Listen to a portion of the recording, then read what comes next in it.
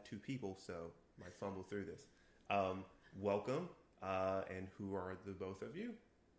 I am Bev Brown. And Matt Brown. Okay. Do both of you have middle names? Do either of you have middle names? Technically, yes. So I use my maiden name, so it's Brockwell. Okay.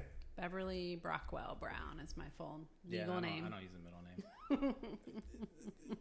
I'm getting everyone's middle name. It's okay. All right, it's fine. Welcome. And I guess what was the first ride you two did together? Let's go with that. Call the first ride you both did together. So I don't know if it was technically a ride, but the first time we were on bikes together was in college. So Matt had been cycling for, pretty much all his life. Mm-hmm. And I didn't really get on a bike as a kid all that much, but... Which I didn't know.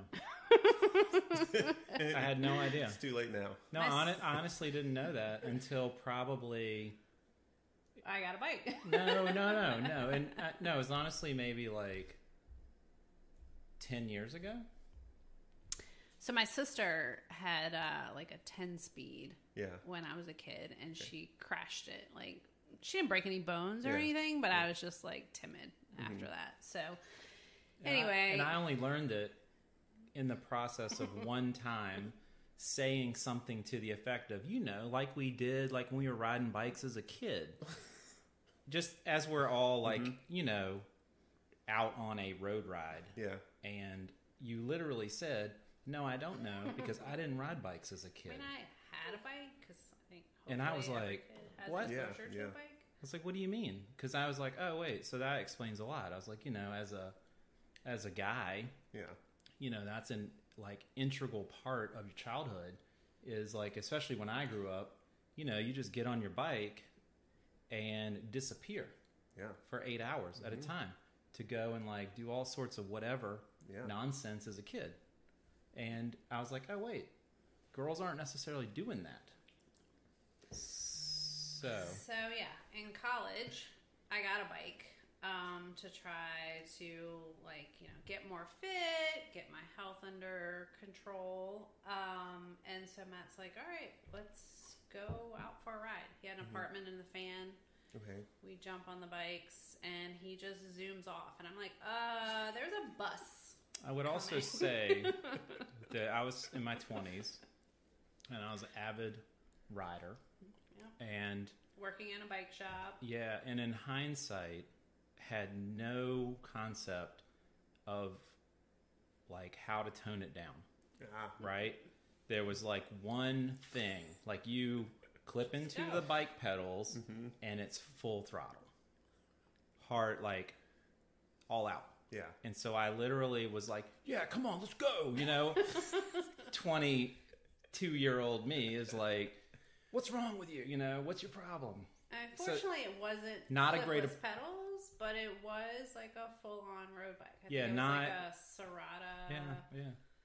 So it wasn't like, your Walmart bike or anything. In your defense, Matt, you're not the first person that went on a ride with a partner and didn't immediately think I should tone this down. Like, so you're not alone in that. So just, I never thought I should tone it. I never crossed my mind to tone it down until way, way later. I guess in the in the story, right? I mean, like a decade later. Yeah. At least. But eventually you did. Yeah, I mean, I would definitely say after the when we were kids, and it was like, nah, I don't know, and I was like, oh, okay, that's a different perspective. I was like, oh, it's kind of like a dickhead. Then way back in the day, when I was just 5 blocks ahead of you, and I was like, what's your problem? The bus was like the deal breaker. I'm like, that's a little too close. Oh, that's because also. Yeah, I also was not one of those conscientious cyclists as a 20-something. I mean, cars were your enemy, and every other moving thing on the road, and you just went for it, right? So there were no lights. Just weaving through the cars. Oh, yeah. Yeah, totally. Or any, a break at an intersection or whatever. I didn't stop. Never stopped. Lessons learned, Get a little older. I guess so. Yeah. So yeah, it didn't really click with me. I think we did a couple just casual, around the fan rides. And I mean, we rode probably. I would say this is circa 1994. Okay. Right. Both in college. I was at VCU in the art department. Mm-hmm. You were at University of Richmond in the business department, business school. We get together on the weekends and, ride bikes sometimes, once in a while. You would go with me, to bike races or events and stuff like that. But when we rode together, it was just kind of around the city. Okay. For the most part. Casual rides around the city kind of thing. No, they weren't casual. Because I didn't... moved to Church Hill. Because also, after I lived in the fan, then I lived in Church Hill, and we were still, so, I mean, of course, I'd be we'd hill bomb down something and come around and come up the back of Church Hill on Broad Street. Yeah. Or by St. John's Church. And I would just rocket the thing and turn around and look and be like, where are you? So not awesome in my part in terms of, getting you psyched about it and getting you into it. In hindsight, it was not a good introduction to cycling. So that's, that was that. But eventually, you started riding more regularly. At that point, I got a job in New York. Okay. So we moved to New York City. Oh, really? Okay. We took the bikes with us. Yeah. Even though our apartment was barely 600 square feet, but we took at least 2, if not 3 bikes with us. Okay. We took at least 3 bikes. I don't think I didn't take the mountain bike that I had. What happened with the mountain bike? You sold it, left it? At the time, I had a Klein mountain bike. But what happened to it if it didn't go? I sold off a bunch of stuff before we left to go to New York, to try to pull together as much money. So we sold both our cars. I sold a bunch of bikes and bike parts, and we moved some stuff, but by and large, you just try to pool as much cash together, to move up there. Because I didn't have a job. I just went. I was like, you're going, I'm going. And so we just... Which then after a few months, you became a bike messenger. Right. Bike messenger, really? In Manhattan, yeah. How long did that last?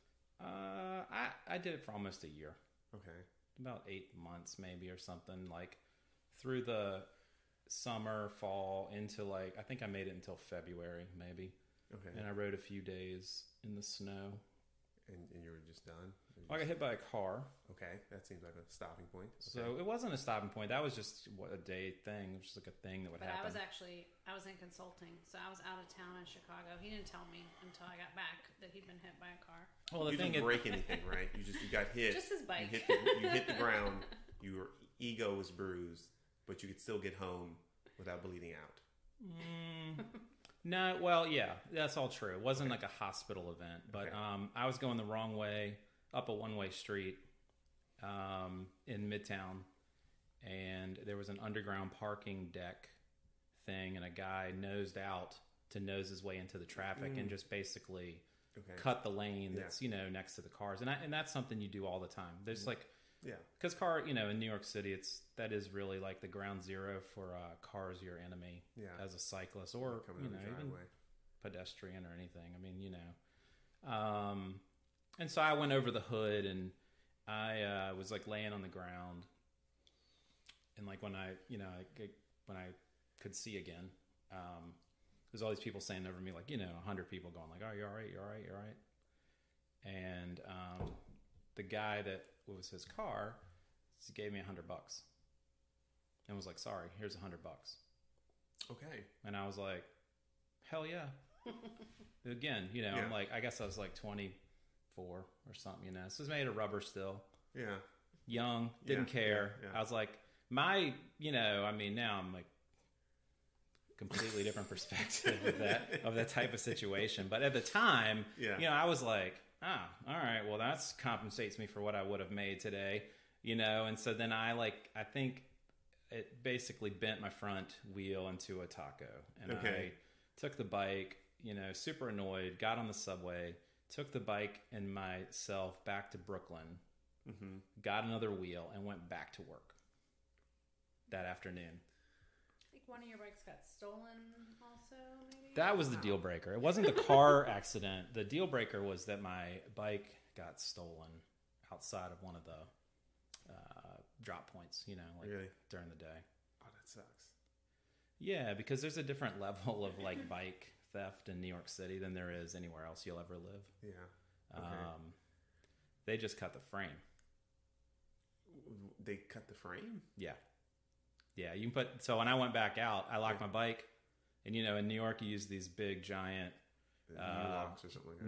No, use a big chain with square links that you wear like a belt. Yeah. Put an inner tube around it, has a big drink machine lock on it, or some kind of big, lock.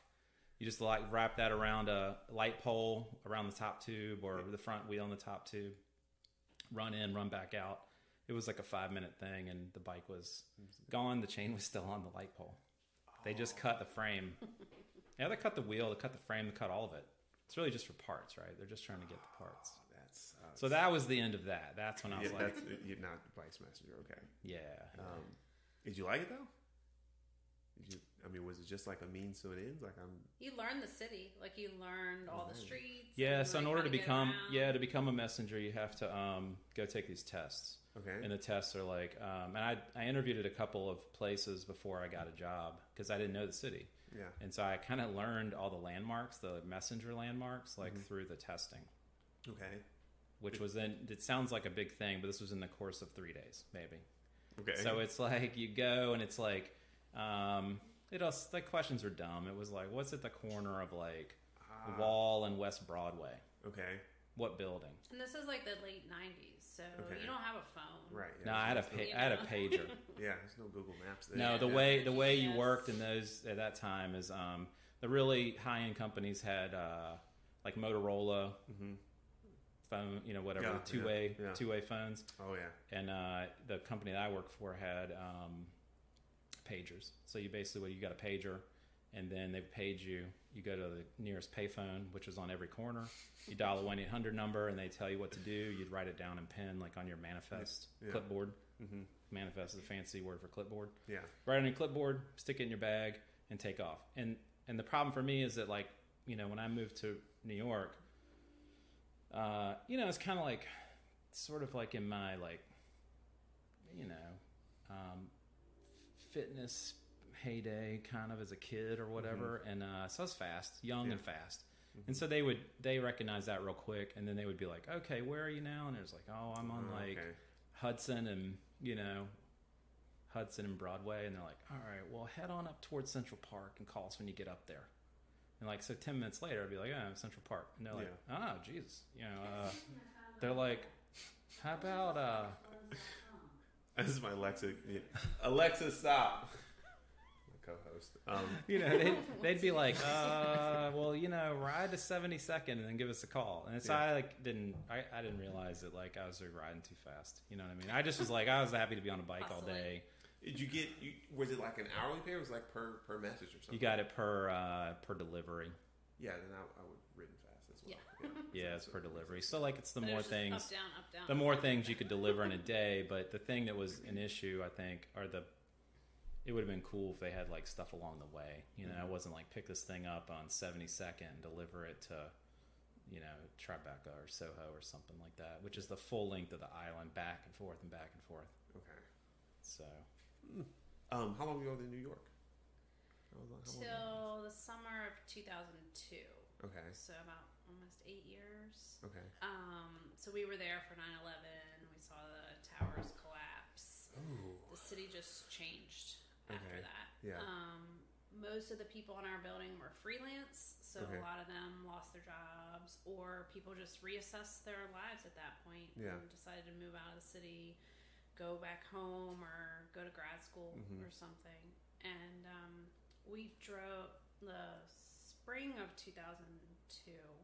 We drove to Moab, Utah, because by that point Matt had an aftermarket 4-wheel drive business. So we went out there for an event, and on the way we're like, hey, there's a whole country out here, and it's probably a lot cheaper than New York.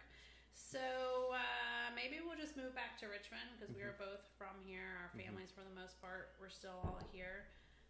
We'll move back to Richmond temporarily, and then maybe go to Colorado or something. But we didn't know anybody in Colorado. We don't ski. I personally don't like the cold. Well, I thought it would be awesome for cycling because before moving to New York, one of the things that was kind of on the table was I was thinking about going to the pro mechanic school that was in Colorado, like in I was in Boulder or Denver, I don't remember, but you could go and become basically take classes to become like a pro bike mechanic.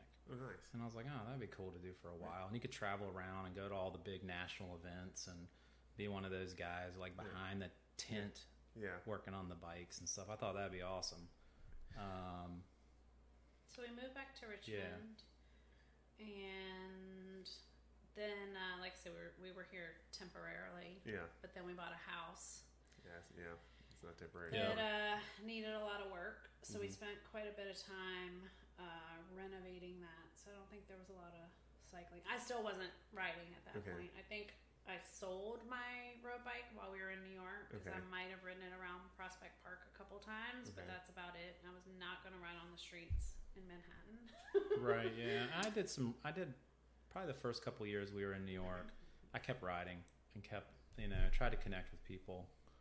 By chance, did you do the Fibro bike tour? I mean, I suppose you were there. Oh, that wasn't even a thing. Okay. I don't think it was a thing. Yeah, that wasn't a thing. So, really? Okay. No, I never heard of it. Okay. I mean, you have now. Yeah. At that point, at the time, the New York Marathon was a thing because we would go and watch that. But the bike tour, I mean, the cycling. There was bike racing on the weekend mornings.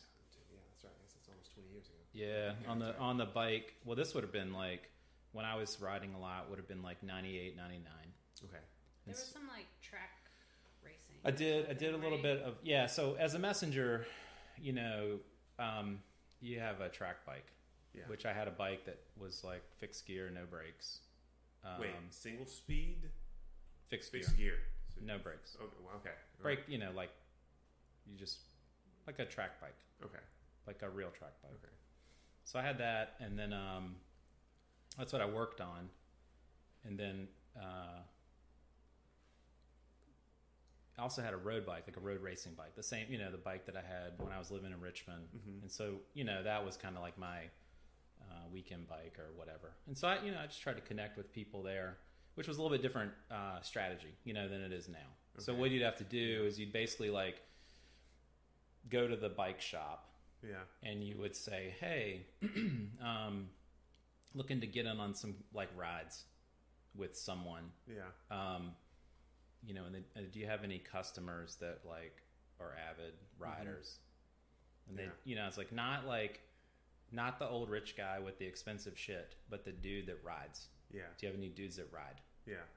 And so after doing that a few times, I got connected with this guy. And it's hard in New York because people have very diverse schedules. Because of work. People are there for all different kinds of reasons. So some people work at night, some people work during the day, whatever. So I got connected with this guy that was like a regular road racer, road rider. We all know now. Which is kind of hard to find someone like that, honestly, there. And so I had some really fun rides, with that dude. And then I remember one of the first rides when we finally got connected to go out on a ride. It was a Tuesday morning at 10 o'clock. And he was like, well, we can ride today. And I'm like, this is a phone call, hey man, I'm riding today. You want to ride? And I was like, yeah. So that ride was that's the longest ride I've ever done in my lifetime. It was 137 miles. How did you we rode from Brooklyn, from Prospect Park, across the bridge, all the way through Manhattan, all the way up to the George Washington Bridge, over into New Jersey, and then to Nyack. up along the Hudson to Nyack. So when you met him, did you know it was going to be as far? You just kept riding. And I didn't know anything about him. Okay. He showed up. But you didn't know where you were going. Right. You I didn't know any. I was, I was like, I race bikes. I know. I ride. I think he said something like, well, you got to get out of the city to get some Yeah, it's like, well, miles just, or something like that, we'll have to get out. Yeah. We'll just get out of the city. And I was like, okay, cool. Yeah. I was like, I don't know. Show me what's up. That's all. I was like, once I, I'd only been riding in the parks, right? Yeah. Central Park or, Well, there was another time you went on like the Long Island Expressway, right? Was that the same guy? Or? Same guy, yeah. Like So this one, okay, yeah. Well, this one, like we rode all the way. We're up in like New Jersey somewhere, like up along the Hudson, like up north of like Inglewood, climbing something. And he's like, well, just go to Nyack to this coffee shop. And I was like, all right, we'll just go there. We're already like 60 miles in, 50 miles. We're on the outbound. You know what I mean? And I'm like, yeah. And I was like, well, hey man, like where are you from? Like, what's your who the hell are you? You know what I mean? And he's like, well, I haven't been riding that much.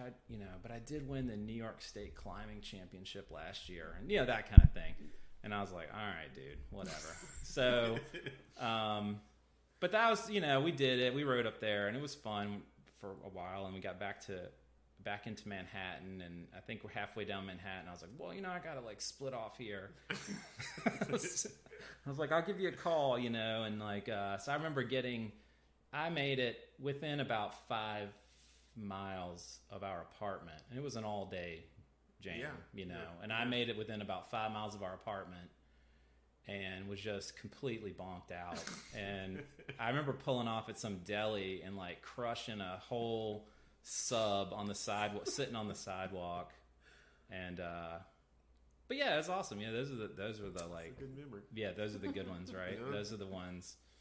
So that's the longest one ever, Would you do that kind of distance again? During that festive 500. Oh, yeah. I was going to try to beat that. Really? Okay. But then I was like, that's ridiculous because there's not enough daylight. Yeah. Oh, yeah. There's not enough hours in the day at that time. That's something you want to take off and try to do in the summer when it like gets dark at 9 o'clock. Yeah. So, so I was like, well, that's mentally, I'd like to do it, but then I was like, realistically, that's stupid. That's a stupid thing to start out on. Well, you'd be more prepared. You'd know what you were going out for. Oh, I think. Block that out better now. I mean, it's all mental, right? I mean, I think if you're just like, I can do it. So, Bev, do you prefer the longer rides or faster rides? Like, what kind of riding do you prefer to do now? Somewhere in the middle in terms of distance. I'm definitely not racy. I have no interest in racing. Okay. So I think I'm pretty consistent with my speed. Okay. Kind of regardless of the terrain. But we both agree, like, if you're going to get, like, all suited up and go out, like, go out for it. Yeah. Like, granted, after work or as the days get shorter, we do shorter rides. But, like, because of how I got into cycling and the fact that it was mostly on the weekends, it was like, all right, well, we've only got 2 days, so let's go and do as much as possible in 2 days. So, I think most of the people I know who don't cycle but know that I do, they'll be like, oh, like what's like an average ride, like 20 miles or something? And I'll be like, like more in the like 40 to 60 range. And they're like, what? Like you just jump on your bike and go 40 miles? I'm like, yeah. I think you've said a bunch of times like your ideal distance, even though you've done long. I mean, I think probably your longest is maybe about 105, 106. But you've been like, well, the ideal distance is like 75. Yeah, especially for like an event. Like I feel like when we register for an event, which we do a lot of events because that's like motivating and that gives you something to work for, it takes you to areas that you wouldn't necessarily ride in on a regular basis, and you don't have to think about where you're going. All the turns are marked and whatnot. But if we do the 50, we're kind of like could have done more. Right. But then the 100, like, you're in for it, right? Yeah. Especially if it's out west and it's a lot of elevation or whatever. So, like, for that type of event, I would say 75 to 80 would kind of be the perfect range. It's when you still feel good when you finish. But no matter the distance, that last like 5 miles, you're just like, I want to be off this bike. Like, I'm done. I'm ready for this to be over. Yeah. Why are we doing this? So you mentioned out west. Like, what were some of the favorite events you've done that weren't like here in Central Virginia? Events, as opposed to just like going out to ride somewhere. Yeah. Okay, so you registered and you went out. And Fall Foliage Festival is awesome. Yeah, so that's still in Virginia. Stanton. That's in Stanton in like early October. It's a 3-day event, I guess. We've done it 4 or 5 times now. Yeah. So we just go out there for the weekend and. Is it hilly? Yeah, I mean it's in Stanton. It's in Stanton. Stanton, Winchester area. It's not like big climbs. It's just there's some elevation gain. It's up and either going up or down. So it's not like storming of Thunder Ridge. Okay. It's not like Mountain Mama. It's definitely some ups and downs. Okay. But overall, you're gonna get some elevation. Yeah, it's just scenic, man. It's so scenic out there. That's the best area. And Mountain Mama is really good. We've done that one a few times. That's in West Virginia, in Monterey. That's a good one. That one's got some. Is that still going? Yeah, we just did it. We've done it twice. I guess we did it in 2019. I think that one got canceled. Mountains of Misery is a different one. I don't think that's an event anymore. Just the name. Okay. Of it. I knew one. It was a mountain. One or the other had been canceled or something like that. That's the one someone told me one time. Like, oh yeah, man, you should definitely do it, especially before you need a triple. I was like, what? What is it? Before you need a triple? Yeah, bypass. 3. No, not triple bypass. 3 chain rings on the front of your bike. Oh, like an old school touring bike. Had the granny gear on the front, which I was like, that's not even a thing anymore. This was obviously like an older cyclist, that remembered when bikes could possibly have 3 chain rings on the front. Yeah, I've never even read one. I don't think I've even. I mean, I know that happened, but I don't even know if I've seen a triple. They had them up until like the early 2000s. Like, I mean, even out on the road, like I've not even seen anybody with one out on the road anywhere. Not anymore. No, because now they have things like compact and mid-compact and giant cassettes in the rear and all this kind of. Before it's like the biggest cassette you could get was a 25, and so like you get 3 chain rings up front like a mountain bike. Yeah. So if we go outside of Virginia, because we do a ton of events in Virginia for sure, particularly like west, a lot in Stanton lately. But 2021, the March of this year, we registered for an event in Moab, Utah, which ironically is where we drove to in 2001 when we started our escape plan for New York. So March of 2021, after sitting at home because of the pandemic, we're like, all right, we're just gonna get in the truck and also a little bit of that, like, oh, remember that time we drove across the country? That was pretty awesome. We should do that again. And then literally, like, after like a couple of times, maybe a couple of days, we were both like, yeah, why don't we just do that? Well, we registered for the event, and then it was kind of touch and go, right? Like, the COVID numbers were really high in Utah, and they had to cap it, and there was a risk of canceling it. And we're like, are we going to fly and rent bikes, fly and ship our bikes? What are we going to do? And then we're like, well, let's just drive. Like, fortunately, my job at the time was pretty flexible, and I could take 2 weeks off. So we drove from Richmond to Moab, Utah, and back. Over the course of 2 weeks. Okay, yeah. It was quite interesting. 2 weeks to drive there. Well, no. Okay, I was kidding. Basically, it only takes a couple of days. We were in Moab for 5 days. Okay. So, however many days that was to get out, 5 days in Moab, and then back. Wow. It was kind of a race to get back. We meandered out there a little bit, which was quite interesting. Our plan was to ride along the way, like stop and ride or whatever, but our first stop was Beckley, West Virginia. Okay. And it was like 30 degrees, and Richmond was still pretty much on lockdown at that point, but West Virginia was wide open. like no masks. Yeah. It was like COVID never existed. Yeah. So we didn't do much there. Yeah, we didn't stay very long. And then our next stop was Louisville, Kentucky. Mm-hmm. And that was a ghost town. Yeah. Really? So that we just overnight one night, then on to Kansas City, which was Kansas, kind of an overnight. And then it really, because I mean, honestly, like until you get out into like Kansas or Colorado, it's still kind of familiar looking territory. Yeah. So I don't really consider like there's not a real change of landscape until you get really almost to like western Kansas. And then it's sort of like, so you kind of want to get out there as fast as possible and do stuff out there, because then it's like there are hundreds of miles of dirt roads and there's mountain, whatever. It's just like you definitely feel like you're in a different part of the country. Okay. Yeah. And we actually took our gravel bikes. Okay, Even though this event in Moab is called Skinny Tire, because Moab's known for mountain biking, but like I said, I don't mountain bike. Okay.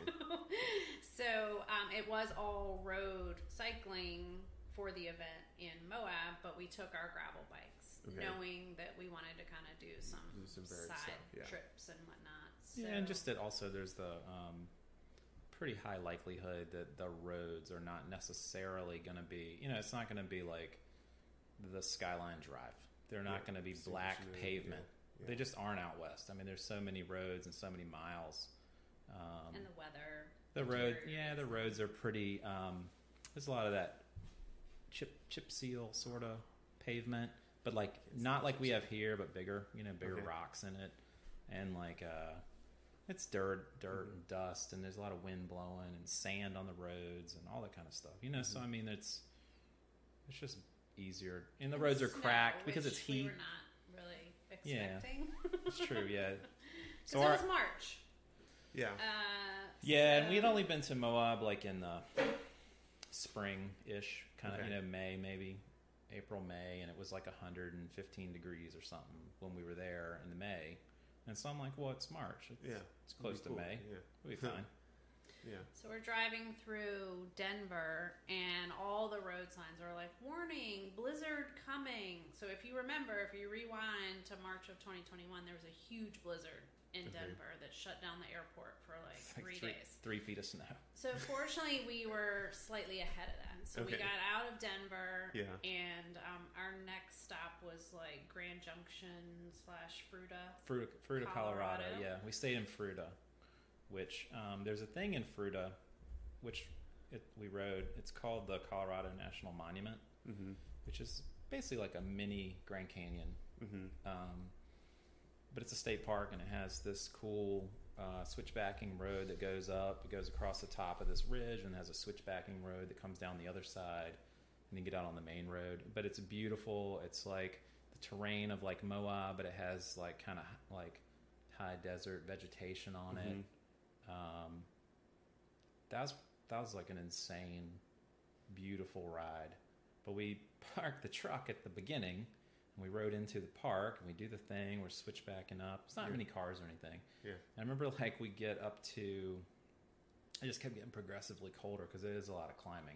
And so then we get to the top, and it's like, the wind's blowing, and it's gray, and there's, like, snowflakes blowing all over. Like the kind they're super dry, and it's like confetti. Yeah. And I was like, it's snowing? And you're like, yeah, it's snowing. I was like, well, you might want to put your vest on, And I was like, we didn't have anything for snow. It wasn't that cold, though. It was pretty cold. It was snowing. Yeah. And I was like, all right, well, because this is what I was like, I think we're at the top. And I was like, pretty much like I don't know, whatever we did. It was maybe like 4,500 feet or something like that, 4,000 feet of climbing. And I was like, I think this is the top. I was like, I feel like now it's going to be cold going down. Yeah, because now you get to go downhill. Yeah. So it's a little bit of like that sort of European cycling where you spend a lot of time climbing up one thing, and then you spend a lot of time going down the same thing. Like not in the same direction, but you just there's a long up and then you get a long down, which I like a lot.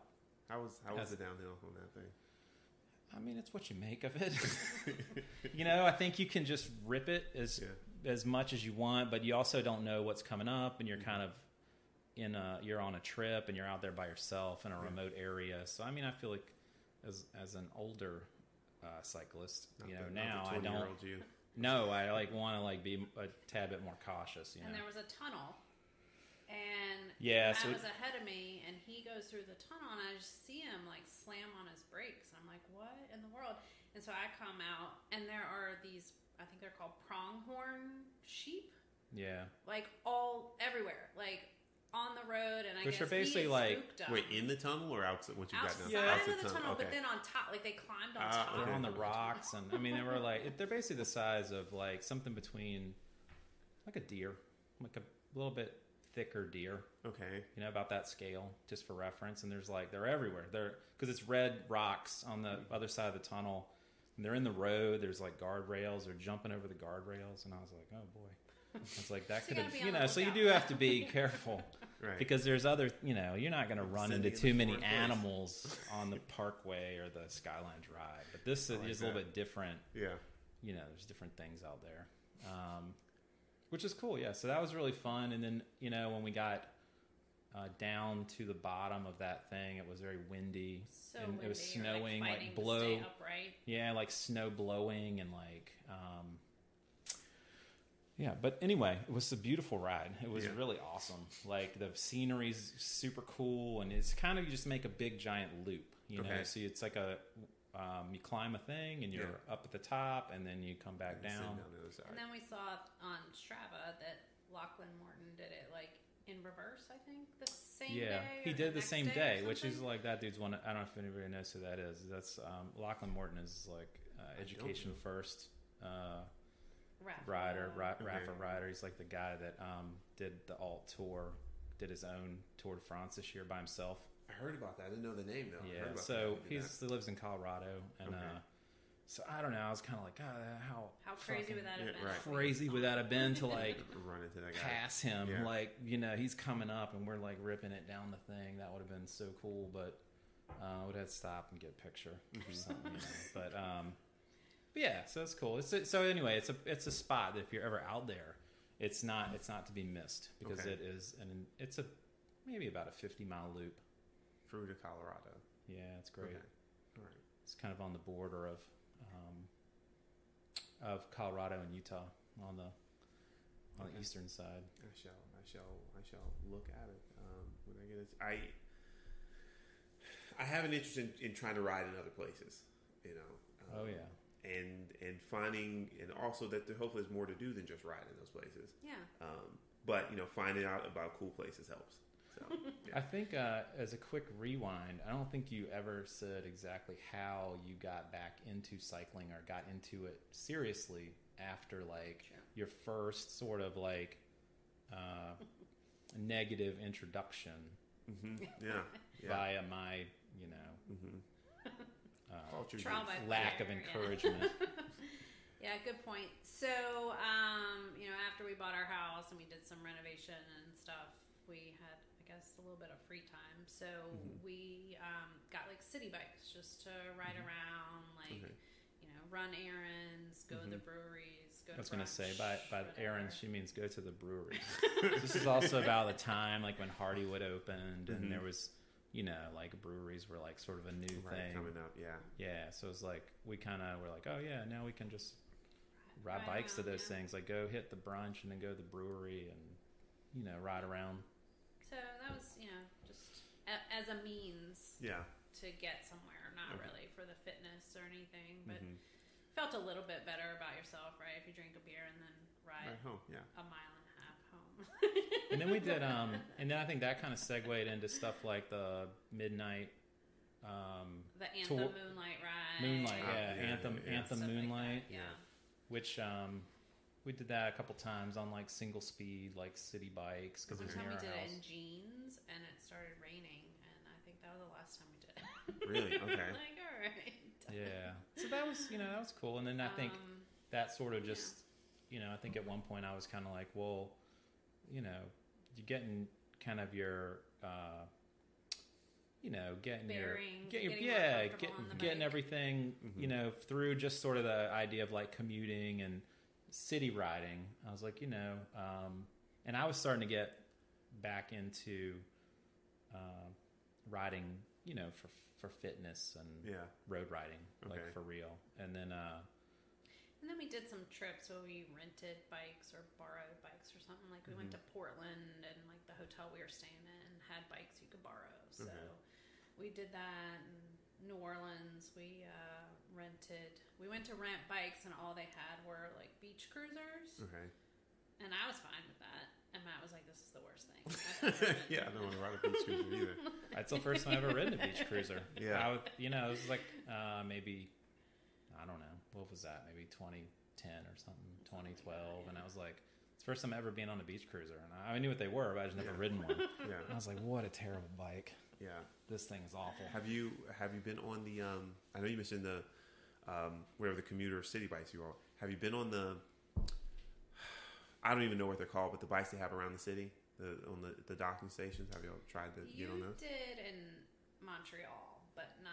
Oh, we rode I've them. Never been on a city bike. I went like with a group of guys. It's odd. It's real odd if you've been used to a road bike. I mean, I'm glad they're there. Yeah. But it's odd to be on them when you're used to like the feel of a road bike and being on those things.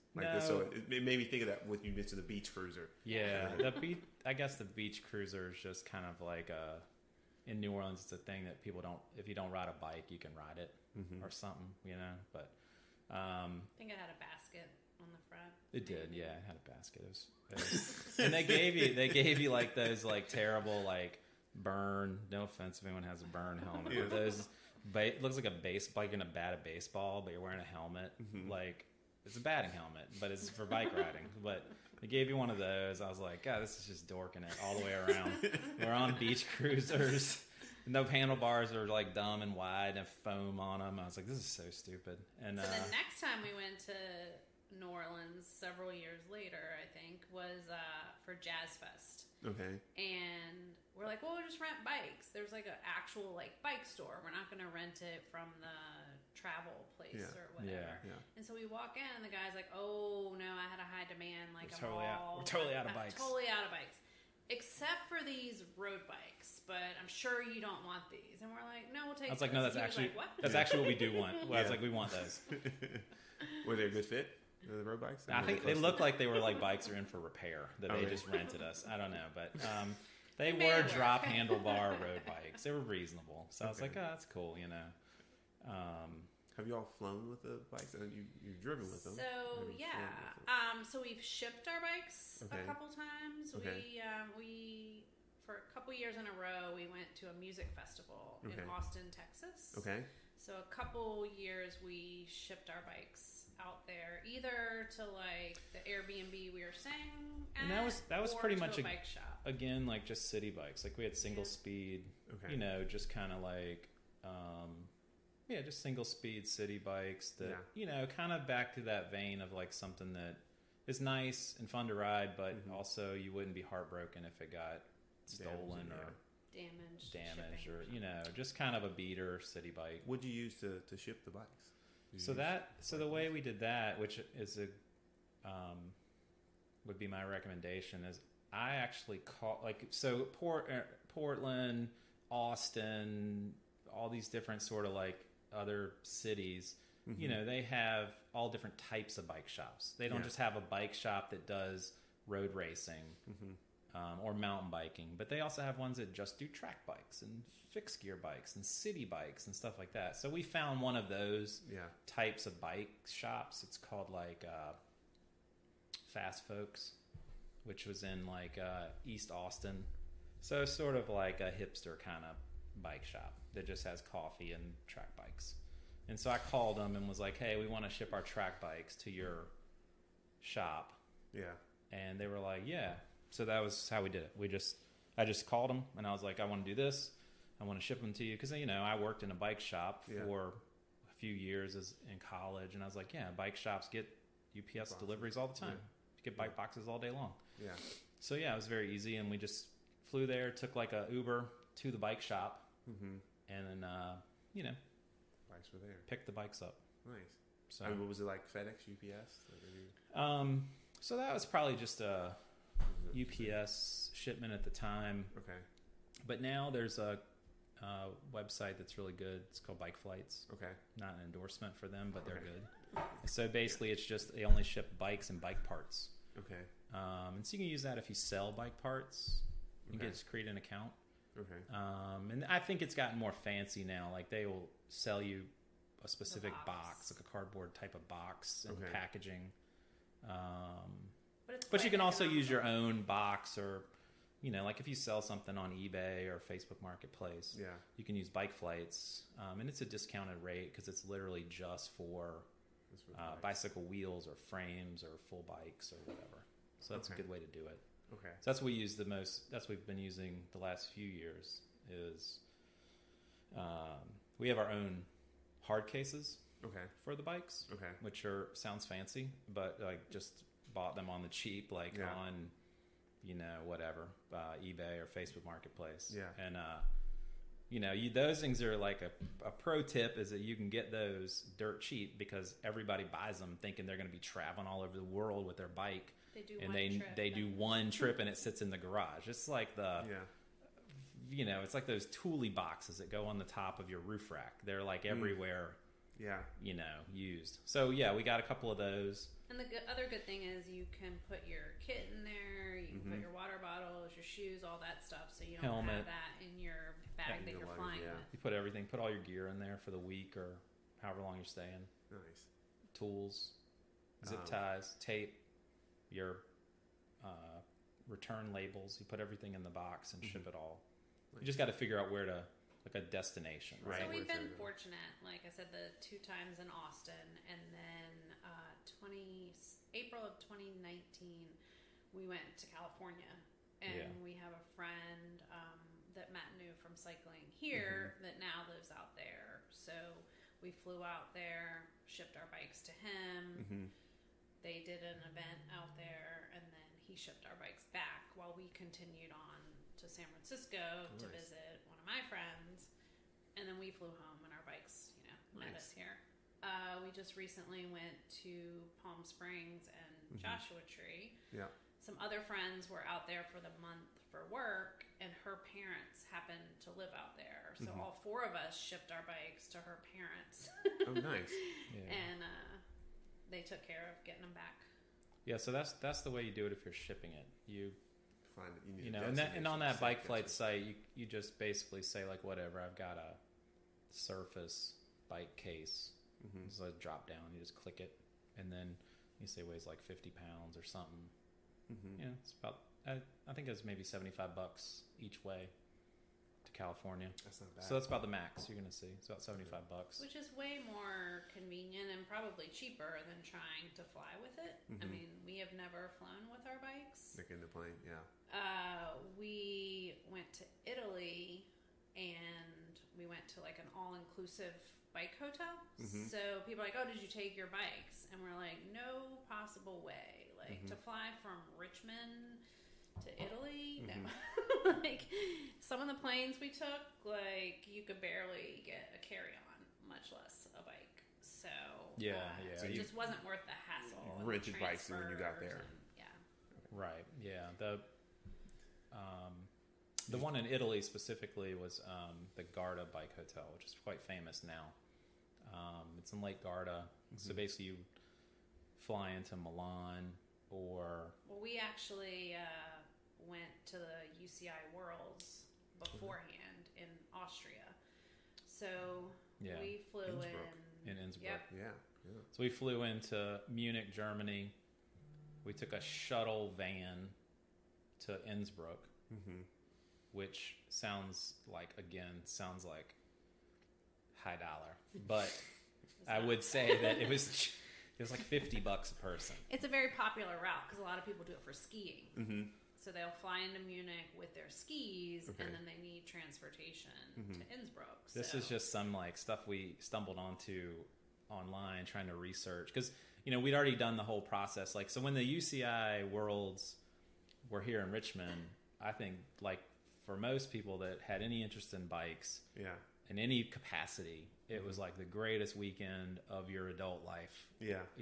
I mean, you were just like, oh my God, I've been transported to Europe and this is insane. And this is the pinnacle. It's never going to get better than that Sunday on Libby Hill with a million people and all. It's like being at the Olympics and everything all at one time. I would say that was inspirational for me too, because at that point I was still pretty casual, but I was like, this is pretty cool, and there's like a whole community, and plus seeing like people are really fit. The women, plus seeing the women's racing, like there was like the you know, all the different women's categories and pro women. You know, I think it gives. And I worked downtown when that race was happening. I worked at like 10th and Main, Brown building there. I worked there, and I remember them saying like, "Oh yeah, there's going to be the races today. Like, you know, everybody needs to go home." It's like, yeah, I'm getting out of here. Like, I'm not going to stay down here for this. Downtown's closed, and I remember being super happy to drive out of there because at the time I hadn't gotten into biking. Yeah. But now I'm like, I wish I'd stayed and had that memory. And so many people I've met who were who stayed for that. Unfortunately, the city did not do that event justice. You know, when we went to Innsbruck, we were like, this is like so awesome. Wouldn't this be great if we had this in our city? And they're like, wait, we did. Like, we just had this 2 years ago. But it is completely different. I mean, Well, I mean, you know, again, I mean, other than people that participate in cycling, it's not like football or baseball. We don't have national pride around cycling. No. Like, or a long, you know, we don't have those sort of youth cycling programs where the kids graduate all the way up through the ranks, you know, like as a junior and then being like a U23 rider and then being, you know, like a new pro and then getting on a team. And so, it's, you know, there's a personality aspect to it where, you know, so, and then it's, you could definitely tell like in Innsbruck, but, you know, like there's, you know, the Italians like, oh my God, I love the Italian, you know, the Italian riders or the Belgians or the, you know, whatever. So there's a lot of national pride around it. And since it's, you know, when they're in Europe like that and all the different fans, it's a huge fan sport, right? So it's a lot of, and especially in the world's format where it is in a center city, closed loop basically, and then people can see it pass by like multiple times. So, you know, it was reinforced, but it was also great that I think when we met people and we told them that we were from Richmond, even in Europe, they were like, oh, well, my boyfriend was there to race that race and he loved Richmond. And he like, you know, and also ironically, like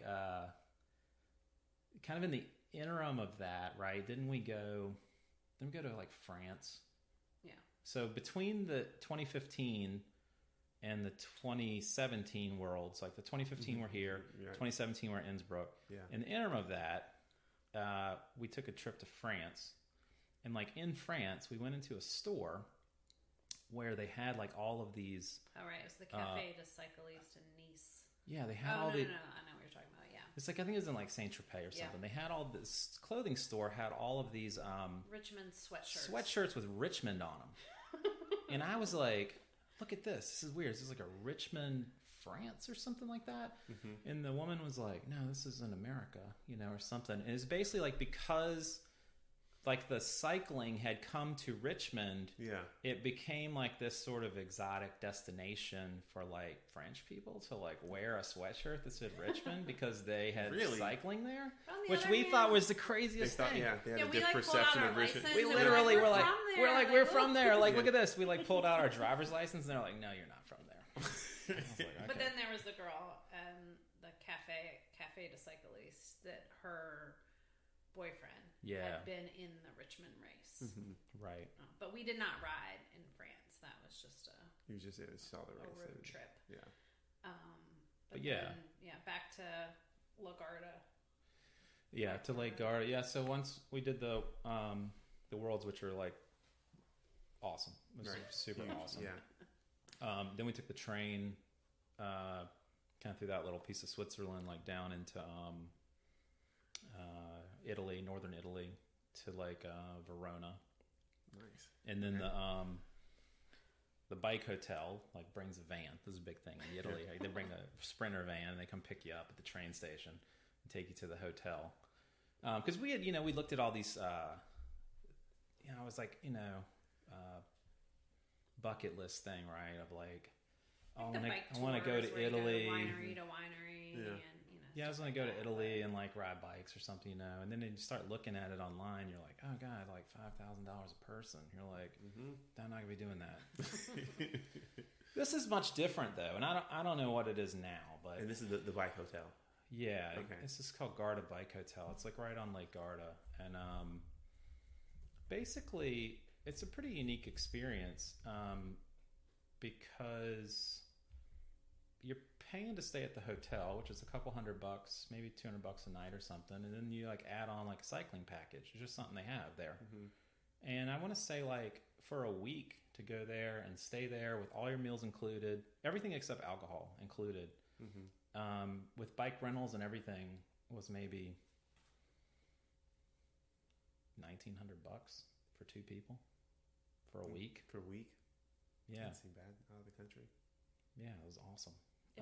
With the food included? Yeah. And the food was amazing. Like 3 people, meals a day, plus all your snacks on the rides. They do your laundry. Not your like full on laundry, but your kids. All your cycling laundry. They give you a jersey. Actually, you get a jersey. Yeah, they give you a jersey, a couple water bottles. It's really a jersey. Yeah, we still wear them today. Yeah, I still got it. And I bought the shorts to match. Yeah, it's awesome. But that was like that was cool, you know, because it's not, you know, it's not. So I think in preparation to do something like that, we were like, what if we're like the slowest people?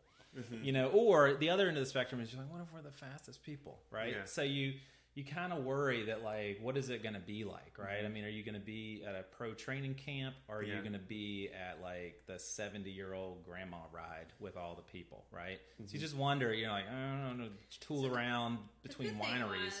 Every day they had 2 or 3 options. Okay. And you just chose that morning which one you wanted to do. Okay. And they were all out and back. Okay. So even though you wouldn't have been able to navigate on your own, there's also a support vehicle for most of them. So if you did need to come back, did they have someone ride with you, like a tour guide? They had a tour guide. They had sort of a guide and a tail gunner type of person. Sweeper, yeah. So the first day, we chose a pretty aggressive one because we had some discussion. I was like, let's go with the easier one, and then tomorrow we can upgrade. And he was like, let's go with the more aggressive one, and tomorrow we can downgrade if need be. Hey, I would have gone, bigger the first day as well. So we did 90 miles and 9,000 feet of climbing. Wow, that was the bigger one. Yeah.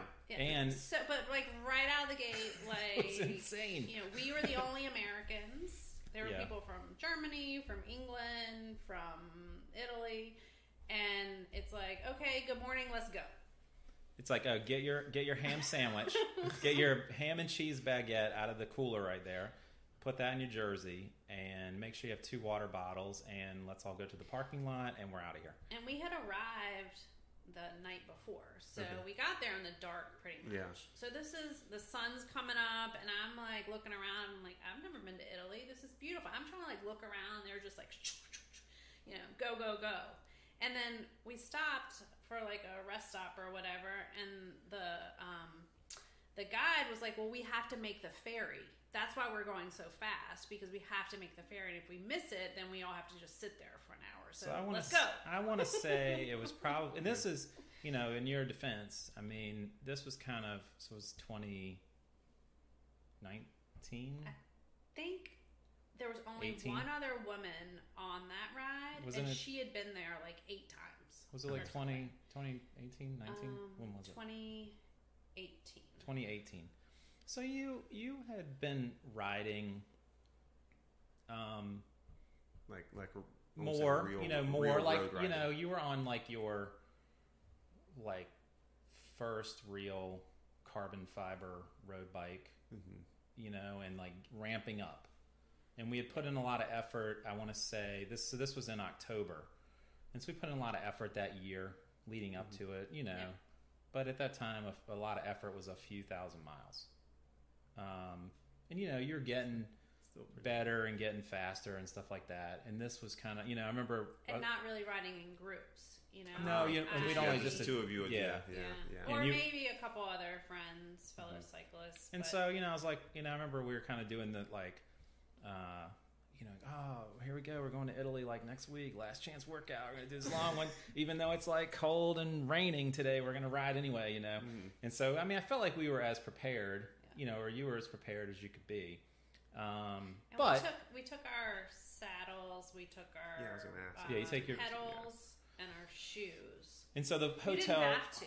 You could have gotten everything from them, but from a comfort level, I would go take the saddle. Makes sense. I was like, at least there's some known factors. Yeah. And so the bike hotel, Garda Bike Hotel, like they partnered with Pinarello, and so you can rent. You basically just get a Pinarello with like Ultegra, 8,000, and that's the basic. And then you can get up to like at that time, I think that might have been like in the year when they had the Dogma 12, maybe F10 or F12.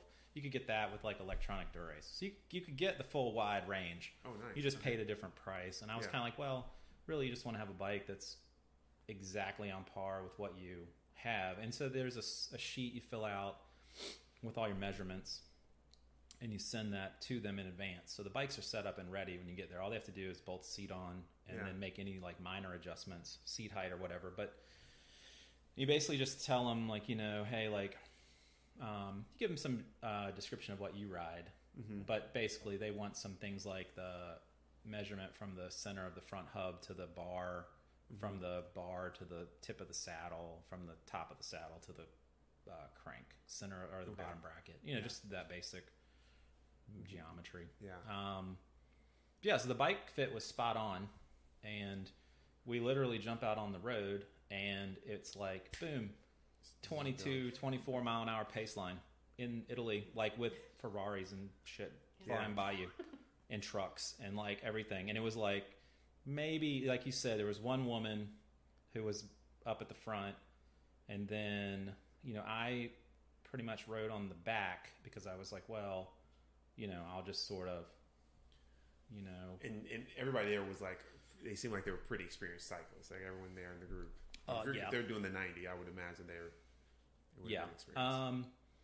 and I think it was pretty much, it's very interesting to me that you could get a group of maybe 20 people together.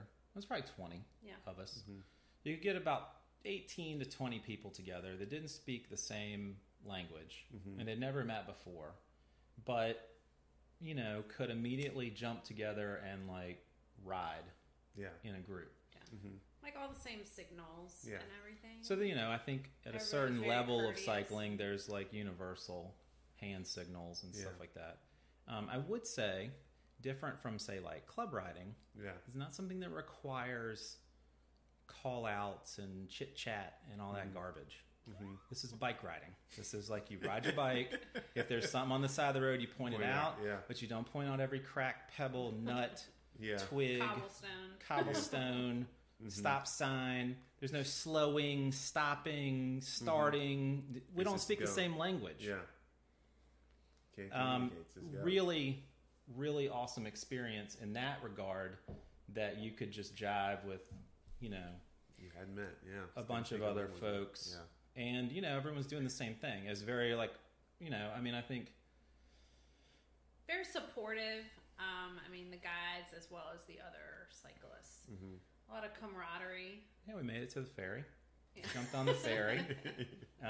Went up, we crossed Lake Garda. Then we got on, whatever. So you do some. Like, was the ferry at the end of the ride? No, it was like within the first 30 minutes or something. Okay, so we had to ride. We had to ride like maybe 15 or 18 miles or something, like to get to the ferry. Okay. We crossed the lake, and then on the other side's the mountains. And then it was really cool because, like, the mountains in Italy are just sort of almost like stairs. The grade was very reasonable. So if it's going to be a 6%, it's going to be 6% grade. You're just going to do like, depends on how tall the thing is. You might do 10 switchbacks. You might do 20. Okay. But it's 6%. Yeah. I've realized cycling is very mental, like I can easily psych myself out, and particularly if you turn a corner and you just look and it's a straight up wall. Yeah. And so fortunately, this was not like, there was one case the second day, but the first day it was, just sweeping turns. Yeah. And so you're like, all right, I can see the end of this, and I make a turn, I can see the end of this, and so it was very reasonable and pleasurable, I guess. And then I think it was not stressful. The only real rules were, don't pass the guide on the downhill. Okay. Sense, they don't, because they're like basically you don't know where you're going. Yeah. And the roads in Italy are a little unpredictable. Yeah. There are also tunnels are not my favorite thing. If you hear a theme here, and there were some tunnels with traffic in them at the same time. But, I did it. Yeah, and then this, so that was good. So we didn't need to downgrade. So the second day we were gonna take it easy. We were just gonna do the casual city ride. So 90 miles, 9,000 feet of climbing first day. Second day. But then you have your awesome 3 or 4 course dinner and some wine and hang out at the bar with the other guests. And then you're British. All right. We were hanging with the British. Tomorrow, they were awesome. They're very similar we're still of humor. We're still they're very dry. They're very sarcastic.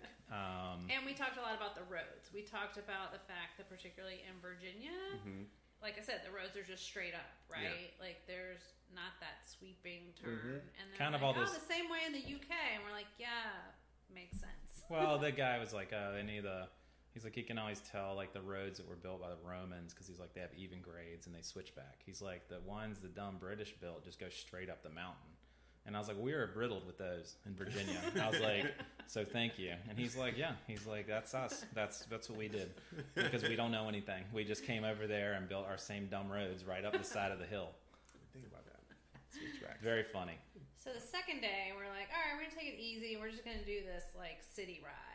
Tourists, stop and see the sights or whatever. And the guide from the first day, who's a co-owner of the hotel, I think, came over to us at breakfast, and he's like, so what are you guys doing today? And we're like, yeah, we're just gonna do the city one. He's like, you're gonna be bored, you're gonna hate that, don't do it, come with us. And he's like, I know you probably don't want to be with Americans, you came to Italy to escape, but this other cycling group from New Jersey, the only other Americans in the hotel, it was club folks, right? From their cycling club in New Jersey, who had all come together. Yeah, and so they were doing this special tour to the cheese farm, which is on Monte Baldo, so there was 2 rides that day. There was the full Monte Baldo, which goes up to the top of the mountain where it's some sort of radio tower observatory. It's a crazy climb. And then this one went 3/4 of the way to some sort of high elevation cheese farm. It's on the same road, but just doesn't go all the way to the top. And the guy's like, well, after the... And then it's all downhill back. And cheese farm just means it's a little farmhouse that they do some dinners, and it's very rustic, country. They made everything. They raised and farmed everything right there on site. And it just looks like you would imagine where the Swiss Miss would live, or the Alpine hut or something, But it's awesome. So, it was pretty but grueling to get there. There were some steep, long hills. I think there was a 75, 80-year-old man in that group. I feel like so I was like, if he can was do it, I can do it. Yeah, that guy was probably the dude that paid for all of it, but and then there was one person who took the van all the way up, and then she rode down. Okay. Yeah, so they have a support van that goes. So you because it's really cold up there, you can throw your jacket or vest or your tennis shoes or whatever in the van, and the van will meet you at the top when you get there. And so we rode on some bike paths and some back roads, and then imagine you're up kind of on the Parkway or the Skyline Drive, and you see the mountains with all the trees, and you see these houses that sort of dot the high hillsides. Yeah, and you're like, oh, that's cool. How the hell do you get to that house? Yeah. Well, there's houses like that there, but there are these sort of halfway paved, sort of gravelly roads that the roads switch are not back well maintained in that area. Because they're just very rural roads, and they only go to a couple houses, but they zigzag up the side of the mountain. So instead of going up the main, what I would classify more like a highway or parkway, we went up the mountain road, zigzagging up the mountain. with the tour guide? With the whole group, a group of people, yeah. I mean, it was, and then you'd pop out onto the highway, and then you do the last part on the highway with guardrails, and then get to the cheese farm thing, which was super cool. And then you hill bomb it back down to the town. But it wasn't just cheese; it was homemade gnocchi, and it was grappa, and it was awesome. Deliciousness. What's gnocchi? I think I've heard. Well, I was about to say it's potato pasta, but it's actually not any potato in it whatsoever. Is this called potato pasta?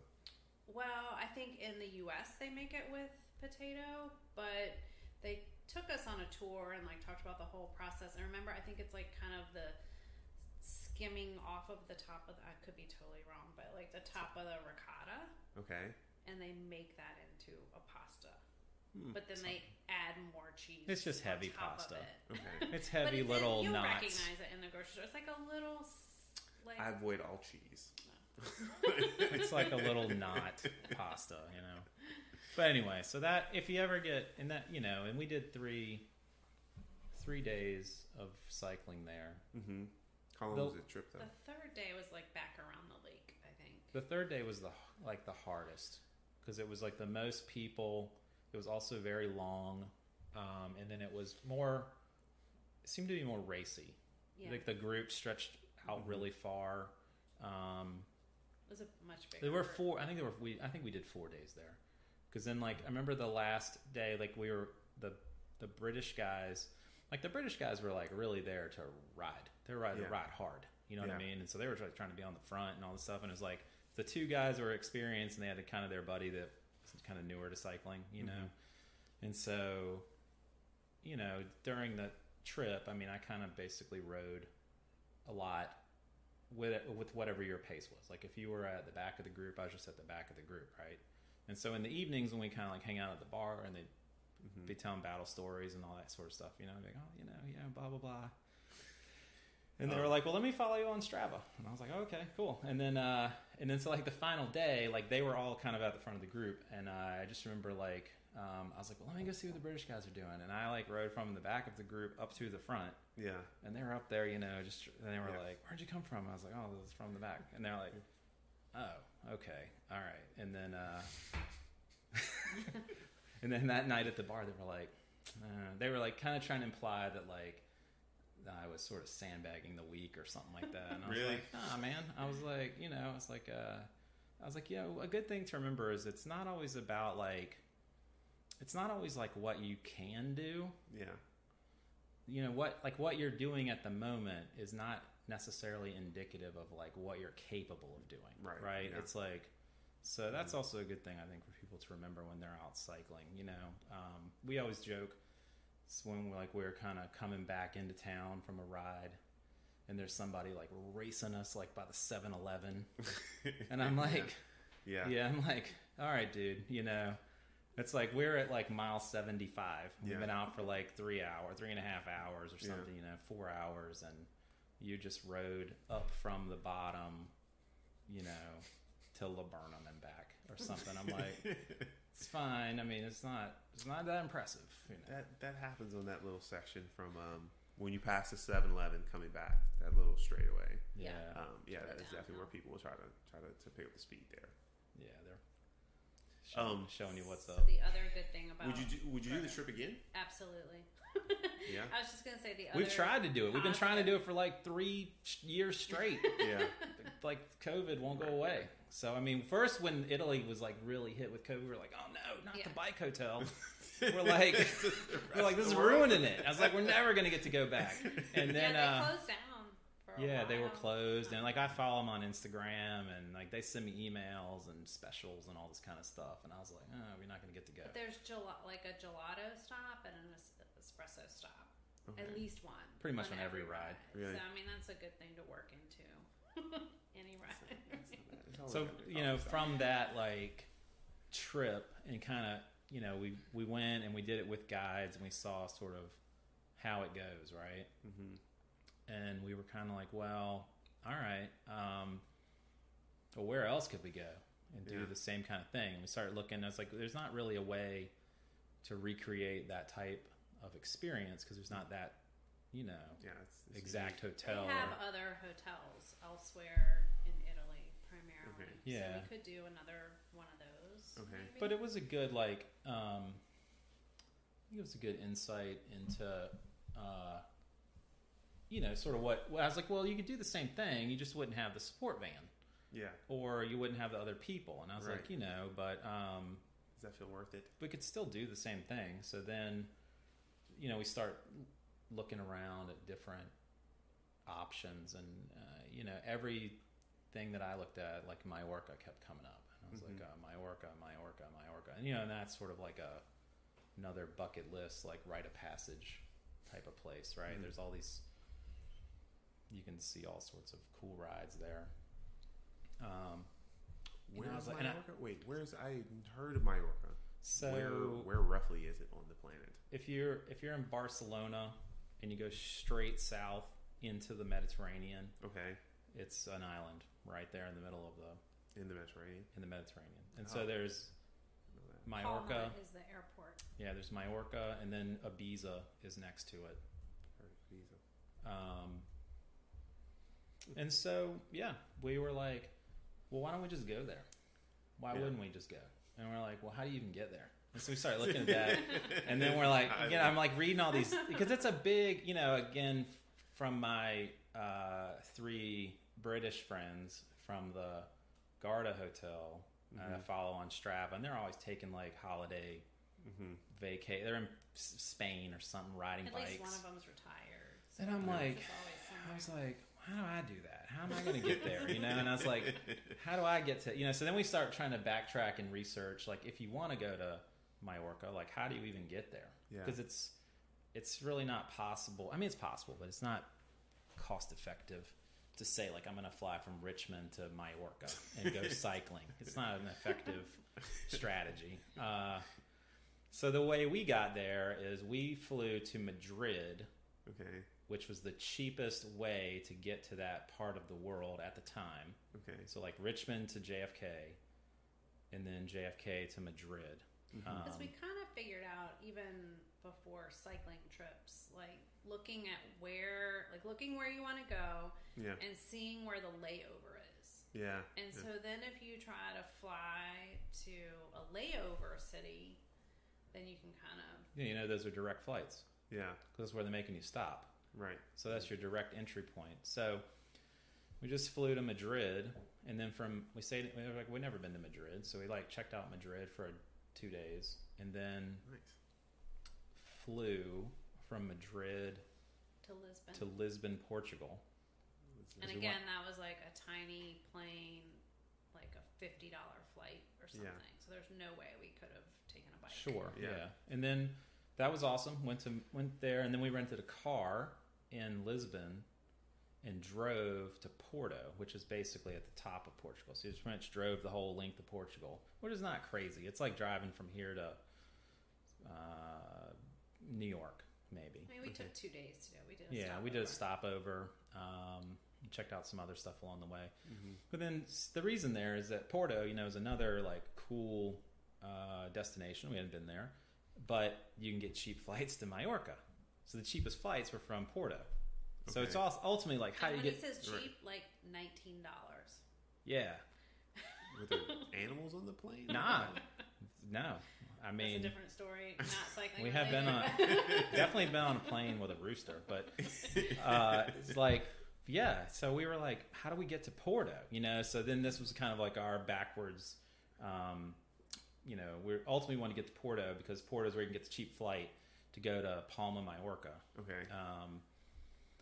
So I think our flights are maybe like $40, $40 and it's an hour and a half flight from Porto to Majorca. Yeah. If you go like midweek and you have no bags, or just a carry on, you could get it. I think as cheap as $14. Yeah.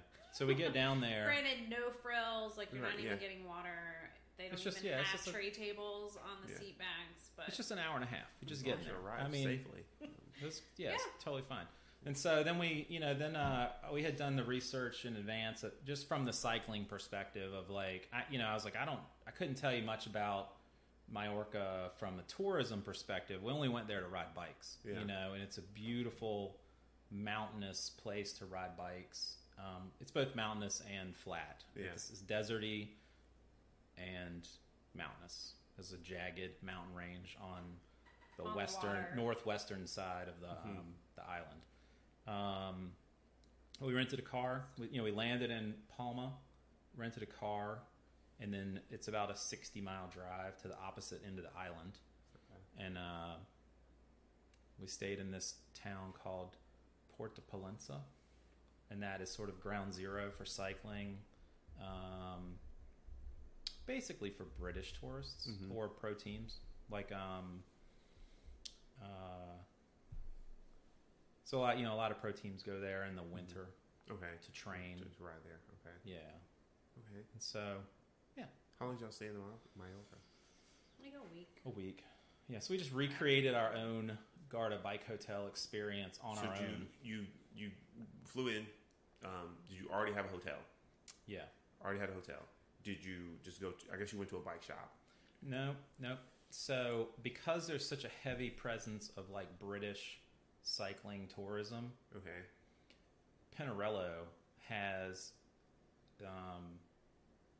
factory stores, like a big factory store, like in Majorca. They have two things. They have one that's like a like sort of a retail outlet for gear, like you can buy like cycling clothing and all the stuff you need. Yeah, which is crazy because it's actually have an outlet. It's like a 5,000 square foot store that probably has like, it's like going to a Marshall's that's all cycling clothes. Like just as a reference point, right? It's the size of a Marshall's, and it's all the racks, but it's only cycling clothes. And I was like, that was one store. That was one store. The other store is just bikes. And the other store is the bike rental store. And there's and that's just one of the options, which that was called like the Pinarello Experience or something. So you're just renting directly from Pinarello. So there's a shop that is just full of Pinarello bikes, and like basically a few hundred. And just in one store, and you just show up. You're like, I rented a Pinarello, and it was easier than renting a rental car. It's almost the same price as a car, right? That you're riding away. Yeah. No questions like, do you know how to ride this? Like, no. And again, I definitely took my pedals. Pedals and seat. We did the same thing. But one of my, ironically, British coworkers had been to Majorca as well. Not to cycle, just family vacation. And he had warned us about the rental cars and how they try to like tell you you've scratched it, or like the most minute things. Because you're on an island, so they're just trying to. He's like, be very, very cautious of the car rental. Like they're gonna try. So we were very cautious of the car rental, and then we get to the bike shop, and the guy's just like, okay, right away. Like no insurance, no nothing. So it's pretty sweet. Like we got again, sort of just the same thing. We already knew the size we needed in the Pinarello and everything. We just got the same sizes. They're both like just Ultegra equipped bikes with carbon wheels and all that sort of stuff. And then they're like, come back if you need, come back in the morning if you need to pump up the tires, or you want to swap it out for a different bike. It's pretty sweet. It's about 50. Great. No, it's about €35 a day to rent it. Really? Yeah, it's very affordable. Like we pay way too much for everything in the U.S. Yeah, it was way. I mean, I don't know if it's just volume or what, but it was way cool. They had they had Bradley Wiggins, like one of his like tour bikes on the wall, and there was a Pinarello, Dogma one. So that was awesome. And so then and I had already like loosely figured out the kind of things we wanted to do. Some of the classic rides. So, we just went and picked the bikes up, like just cruised back over to the hotel, got into our kit, and then, once we got to the hotel, we didn't need the rental car anymore. I mean, we had it and we just parked it on the street, but we rode our bikes the rest of the time or walked. Everything was very And so I think convenient. We did at least 4 straight days of riding there, which was like, we did, I don't know, a few hundred miles. Nice. 4 days of cycling, 181 miles, 12,080 feet of climbing. 181 miles, 12,000 feet. That's solid. In 4 days. That's solid. Yeah, it's pretty good. And that was cutting out the one thing that I really wanted to do that we didn't do, because I didn't realize how hard it was to get to the start of the thing I wanted to do. Okay. So there's this super famous ride. It's called the Sa Calabra. It's the one you see in all these. The two most famous ones are the Cap de Formentor, which is this lighthouse, and you ride out this point at the top. Which we did the first day. We did the first day. Like, the town we were staying in is just right at the base of the mountain. You ride through the town, hit the road, and you start zigzagging up the mountain to go to the lighthouse. And it's way out on this point. So that was about a 40-mile one out and back. You come back, there's a bike lane right on the beach with like restaurants and bars. And there's like, there, you know, so just to give you a picture of this town, it's about the size of the Fan. And there are, I think, 20 bike shops. Okay. And there are, in Majorca, there are basically more bikes on the road than cars. By far. Far over and over. And there are, you can ride on any of the roads, including the highway, which looks like, you know, Interstate 95. It's the one that we drove to the town on, which we didn't ride on it. But otherwise, you can ride on any road, and all the roads have pretty much probably like a 4-foot wide shoulder that's super clean, freshly paved. And there's, you know, everywhere you're going is remote. You think you're in some crazy remote area, and then you'll see like this line of like 5 cyclists like coming at you from the other direction in pace line, or you're coming up on somebody. Or so wait, when was this trip to Majorca? October 2019. Okay, this is 20. Okay, all right.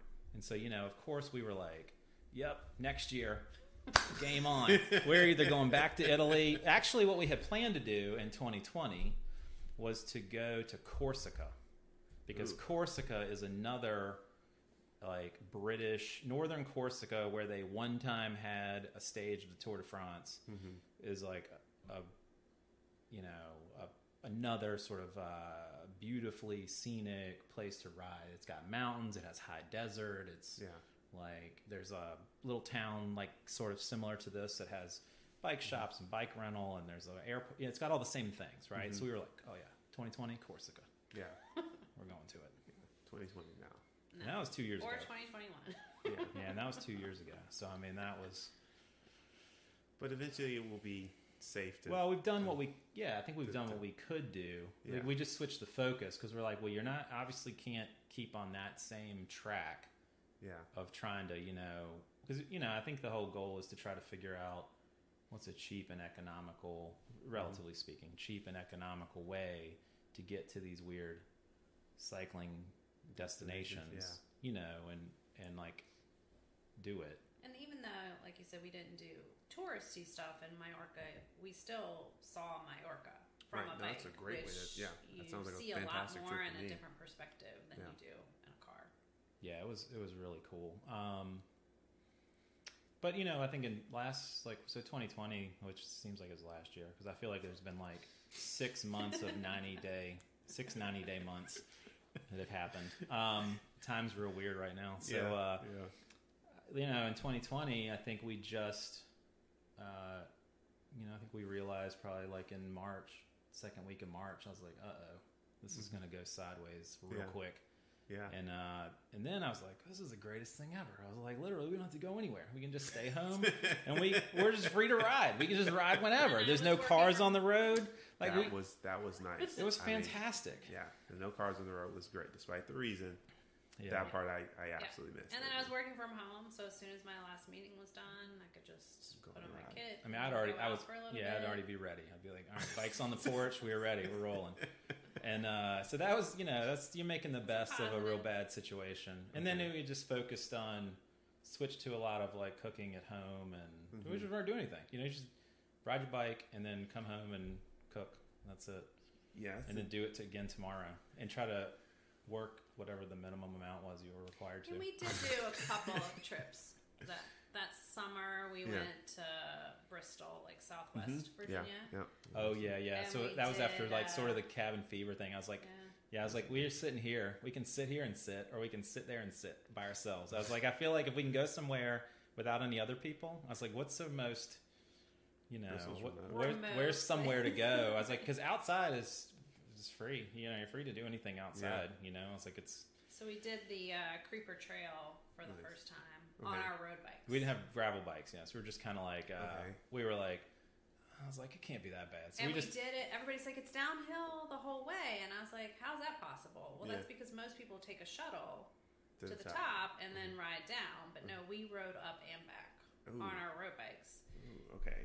And then we tried. That's a great one, though. If you, now that you have a gravel bike, I would say get yourself down there and do it. We've done the High Bridge on both road and now gravel bikes. High Bridge is definitely doable. Yeah, that's just like a dirt. It's packed path. and it's flat. And that's in Bristol, Creeper Trail, or close to Creeper Trail. It's in Abingdon. It goes from Abington to Damascus. Or vice versa. Southwest area. Okay. Yeah, but you can stay. Bristol's sort of like, it's not a big town, but is the biggest town. It's on the border of Virginia and Tennessee. Yeah. So one side of the street is Bristol, Virginia, and the other side is Bristol, Tennessee. You can look it up. Yeah, the Creeper Trail is just like a rail to trail thing, but it just does a slight incline. And yeah, it's if you start at the top, which I guess is White Top. Yeah, White Top. Like it's a coast. Most people get the beach cruisers and the coast all the way down. But it's got like and there's 45 bridges, I think, maybe, because if you do it in both directions, it's 90. The bridge is kind of like the Capitol Trail, like the wood bridges, For the most part. There's a little river. It's beautiful. There's like river. You're riding along a river that gets progressively more, aggressive. Yeah, just rocky and like cool. It's a part that like kind of gives you sort of a Colorado feel, like you're in the big rocky river. So you've gotten to 2020, and I wanted to ask, like, how did things change when COVID happened, and you already, like, the trips, the extravagant trips kind of got canceled. Yeah, big time. I think just you sort of, I think like everybody, you just try to figure out like what you could do, like, right, like and I was like, well, we could do things together, right? So we just were riding a lot, and you sort of like very local until that Bristol trip. Yeah.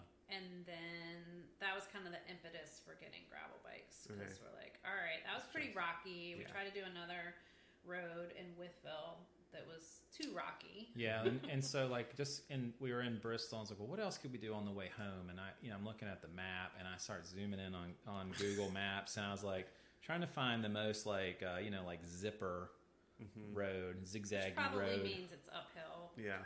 Yeah. So like I found this one that was kind of west of Withville, and it goes over the mountain to Burke's Garden, which is like an Amish community, Mennonite, something. Pardon me if it's the one or the other. I don't know. Yeah. But it's almost like a crater. That there's a road that runs around the top of the crater, and it's all farmland. It's really cool.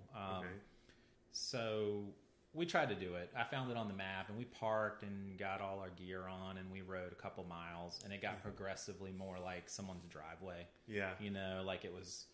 It wasn't so much on a road bike with like 25C tires. It wasn't ridiculous, but it also, you're like, we're really remote right now. We just drove like an hour off of Interstate 81, and we are in a field. We're parked in a field.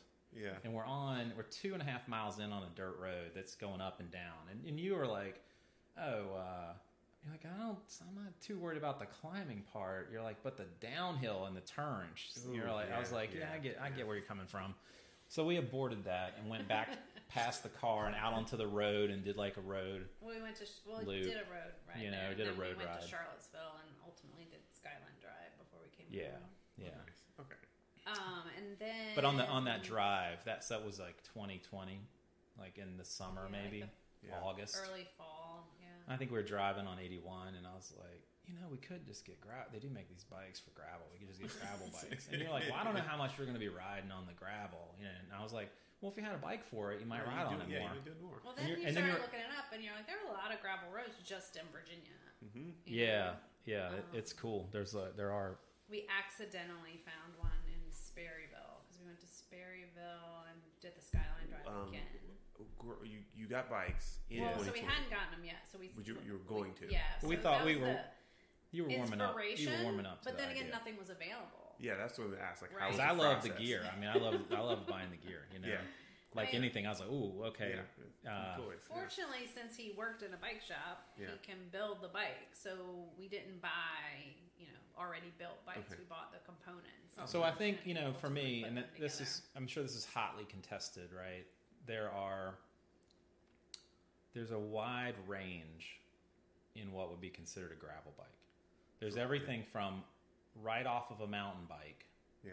Right. So a guy that rides mountain bikes a lot, that wants to not jump things and just ride, all the way up to right off of a road bike. Yeah. A guy that rides a road bike all the time, might once in a while want to get on the unpaved roads, but unpaved roads, not trails. So there's the so I was like, if that's the spectrum, it's almost a mountain bike, almost a road bike. So I was like, well, I think especially for you, it was the most comfortable place to be in that, since you don't have any mountain biking experience, is the same geometry as close as possible to your road bike with fat tires and disc brakes. Yeah. Disc brakes are great. So ultimately, when I did get the gravel bike, I jumped right on it, and it was perfect. No adjustments. It felt nice. Very much like my road bike, just more stable. Okay. And so, and sometimes you'd already done a bunch ride those on the road. Sometimes we're riding on the road to a gravel thing, but sometimes we'll just ride the gravel bikes. They're very comfortable and and I think you had already had unwittingly you'd had a lot of experience riding your regular road bike on gravel roads and dirt roads and fields. Because I think he kind of started to do it on purpose. Like I said, he accidentally ended up on a gravel road in Sperryville, and then I think it was later October 2020, we went to Pittsburgh with the intention to do the Gap Trail. Okay. Great Allegheny Passageway. Okay, yeah. So it goes from Pittsburgh down to Cumberland, Maryland. Okay, I've heard of this one. So we took the road bikes because we didn't have gravel bikes, and I was like, we did the Creeper Trail. It can't be that bad, I was like, it's gonna be something between the Creeper Trail and the High Bridge Trail, which it is. It's just a double track thing through the woods, and we just rode road bikes on it. But the weather wasn't great, so it was a limited amount. We did of time on the bikes. Out and back. We parked in one of the towns. We got outside of Pittsburgh as it was pouring down rain. Parked at one of the towns, and then we rode out 25 and rode back 25. Okay. So it was a 50-miler round trip. And that was when was this? October 2020. Okay. Yeah. And then after that one, I think you were like, let's just get some gravel bikes. I feel like the bikes were in process by that point, but we couldn't get some of the components or something. So that was a tough one. That was so you built both bikes. Yeah. Okay. So you got Kinesis, which is basically I haven't heard of that one. It's a technically it's a single speed cross bike, but because you need such a small size. Yeah. So, but it's a Scandium frame with a carbon fork. Okay. And it's just a really small one, so it's great. Very light. And then I got a Guerciotti, which is an Italian carbon fiber one. Had not heard of either one of these brands. I think I only know of the big popular brands with ads. Guerciotti's a big bike brand, especially in cyclocross in Italy for decades, and so they've kind of dipped over into gravel bikes. But I think a lot of that just came into because things were so limited. You couldn't just pop on the internet and buy anything. Yeah. At the end of 2020, you're basically, and I basically bought all of our stuff from Europe because it's where you could get it. I could, the group sets, pretty much. I think a couple small pieces, were here and there, mail order. Was anything exceptionally difficult to get, or just took longer? It's took much longer than the other stuff. Something that took forever, the final piece. It was I think just some of the Shimano components. We got the GRX. Okay. Yours is single speed. GRX, and mine is a 2x11. But just some of the things. I mean, there's it's new. It was a new group set at the time, so there's a little bit of like tech to sort out, right? Because there's 2 different rear derailleurs, and there's a long cage, and there's a long cage, or something, and they do different things. But yeah, it just took a little bit of time. We got the bikes about 90% put together, and then we're waiting on something. He couldn't find a chain or like something stupid. It was like, you've got. I couldn't get the right bolts to bolt the like the brake caliper, like the hydraulic caliper, like through the rear chainstay or something to that effect. Do you think? Because most people I know buy a bike, complete, right? Or buy even a used one. Like, would you recommend that for someone else, like trying to build one? Like, is that like? I've only, I mean, not to be like elite or any weird thing like that, but I've only ever built them. I only bought a frame and a group set, and then just built it. So, I've done that probably. I don't know, for like the last all your bikes, all mine. And there's a lot of tech involved, right? Right. And I guess so. It is, which I kind of jive on that a little bit. Kind of sorting all that out, and some of it's probably just the like history and like working on bikes, and as a job. Okay. We had a lot of people. Plus, you're gonna have to work on your bike anyway. Right. Yeah. Your bike. I mean, unless you want to take it to the bike shop all the time, be like, oh no, it doesn't stop. You're gonna have to. You should learn how to work on it. I mean, because somebody said that to me, and she's like, our neighbor, when she got into cycling, she's like, I'm nervous about the tech stuff. You probably know all that stuff. And I said, no, I just take my mechanic with me on every ride. I mean, I've never, knock on wood, tried to change a tire. I'm sure I could, but, he's 99% of the time with me.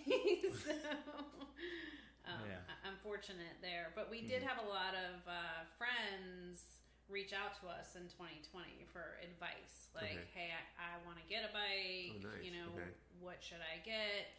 You helped a couple of my girlfriends get bikes. And those were full bikes. So it was just like, hey, like I saw this. Here's a good deal. Here's a good entry level bike. Oh, okay. It's like, what do you want to spend? Yeah. Okay, we need to spend double that. But most people are like, $500, and we're like, no, it's like you can get some shoes. You can wear $500 worth of stuff. I was like, you still got to buy the stuff to wear once you get the bike. Yeah, So I was like, either do it or don't do it. Don't, because I was like, really, literally, you're just setting yourself up to hate this. It already sucks.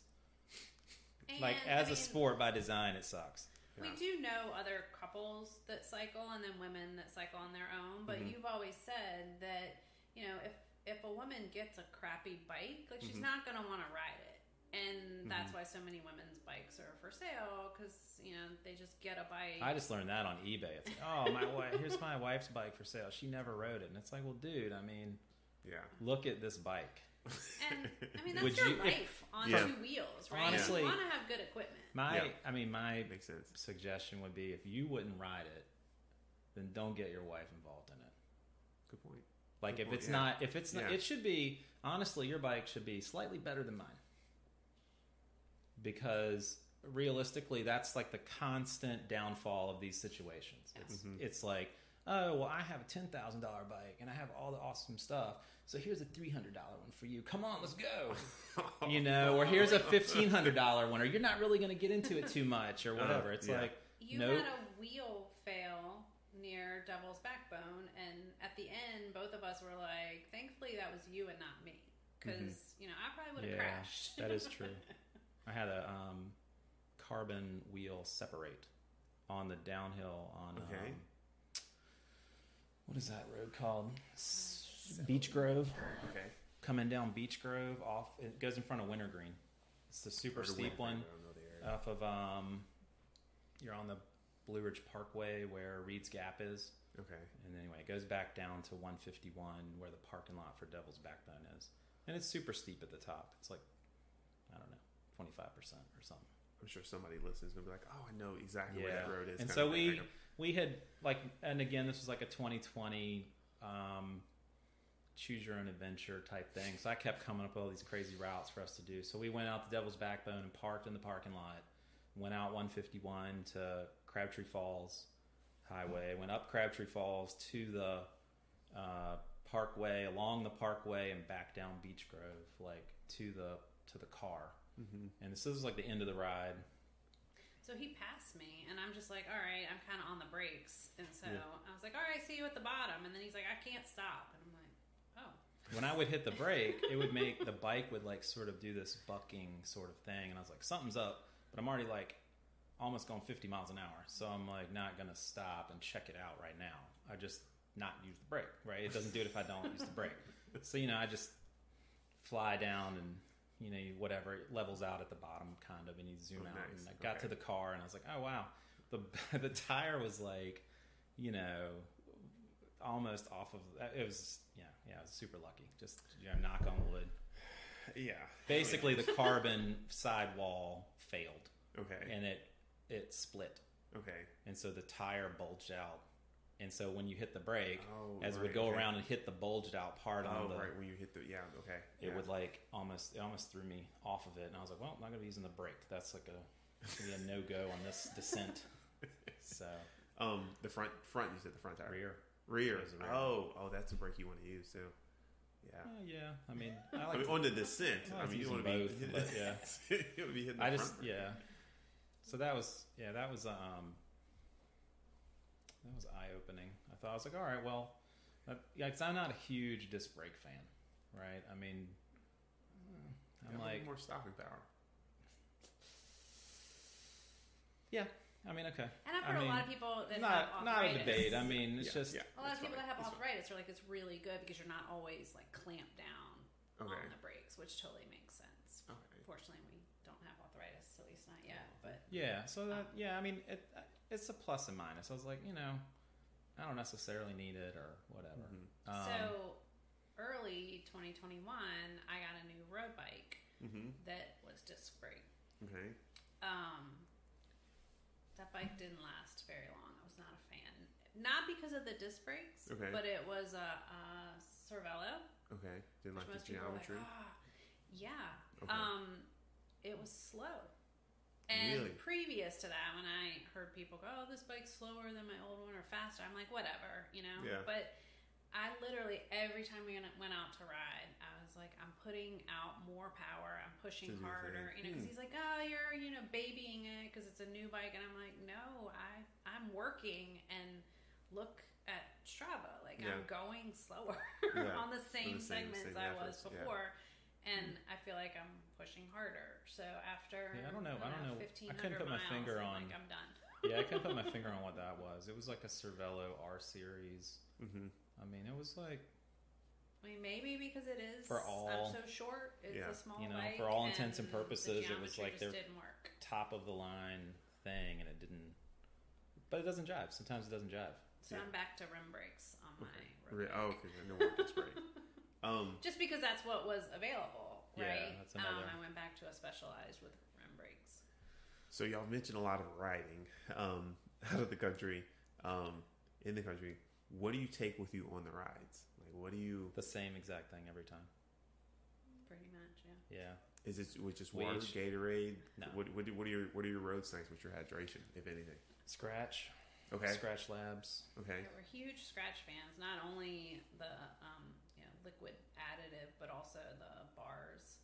Really? Okay. And then we just got the Rice Krispie treats. I'm going to put in a plug for those. They are delicious. Wait, they scratch Rice Krispie treats? They just introduced them. Yeah, strawberry. They're like adult Rice Krispies. I don't know how much rice is in it. Well, there is a lot of rice. It's rice, but not like it's puffed rice, and it has black rice. rice. And I don't know. They're good. Super good. Nice. They're a little bulky though to carry, but yeah. I mean, no, just it's two of us, right? So that gives us 6 pockets. So that's helpful. We don't have pouches on our bikes. Everything's in our jersey pockets. So we each carry a tube. Wait, in the back pocket? Yeah. Oh, okay. All right. Yeah, no, I'm not a saddlebag fan. I don't do the bags. Okay. I spend a lot of money on a bike. I'm not putting extra shit on there. That's going to be heavy. But I know it's the same thing. But don't Then worry. The bag is not. Like, it's like the bag's not there. pro cyclists don't wear pants. You know what I'm saying? They never wear long pants. I don't care how cold it is. They just tough it out and they wear. They don't. You don't see them with cycling like a bag on the seat. Okay. You get it? I mean, it's just the way it is. Okay. It's just how you come up through the sport, probably, right? I mean, you know, if you can get it all in the jersey if pockets it was a mountain, with the nutrition, if it was a mountain bike with a goofy frame that didn't, there's no frame really to put anything on, I might put a saddlebag on there. But okay, I ain't riding no mountain bikes, so. So we each have a tube. Yeah, a tube. I have a patch kit. You have a pump. Yeah, I have a pocket pump. I've had a bunch of different ones. The one which we would highly recommend. We got stuck in Palm Springs without the pump, and that right. was I mean, at one time, I had a little Lesign pump for a long time. I've had like 3 of them now. Really good. Yeah. And then more recently, I got a Silka. Like it's called a Tactico, maybe. I think something like that. It's a little one. The only reason I bought it is it Bluetooth one. No, it's not. No. Okay. This is I'm an analog person. Okay, all right. This is analog. It just basically looks like a flashlight, right? It's like it looks like a knurled flashlight. Okay. But it's really good. Like it has but all of them have a little like tube that like a hose that extends out. And they're about like 10 inches long, maybe at the maximum, right? Yeah. But yeah, so each carry a tube. We carry 1 pump, a couple snacks. I have like a cycling wallet that has a couple bucks in it, a mask these days, has a credit card and my license. So I have my old license that's expired. Okay. I just carry that permanently. I don't take it out. Yeah. And then have a spare credit card. I just got a spare one that I leave in there. So it's all ready. Yeah. So that's like another key to like, removing the excuses and the barriers for like why, whatever. You don't have to get all your stuff together every time. Yeah. It's just ready to roll. We have 1 drawer set up in our laundry room that has all the stuff in it. So it comes out of your pocket into the thing, comes back out of the drawer into your pockets, and you roll out the door. Okay. 2 water bottles normally, right? My gravel bike only has 1 water bottle cage. So. Yeah. It's not big enough to hold the second, or? It just doesn't have it. Put it on the bottom. Okay. Oh, okay. Yeah, I just didn't have it. Yeah, I've only got 1 on mine, but that's because I couldn't find another cage, which I just found today. Oh, good. Yeah. And then, now I have like some newer, with my new bike, it's disc brake. So like I have to carry, some tire levers for the first time in a long time because these like, the wheels, are like impossible to get the tires off of. Okay. So yeah, a couple tires. You can get the wheels off. You can get the tires off without the tire levers. Normally, yeah. Really? Almost always, right? I see on, but the off. Yeah, almost always. And almost every. In fact, I never carried tire levers up until a couple months ago.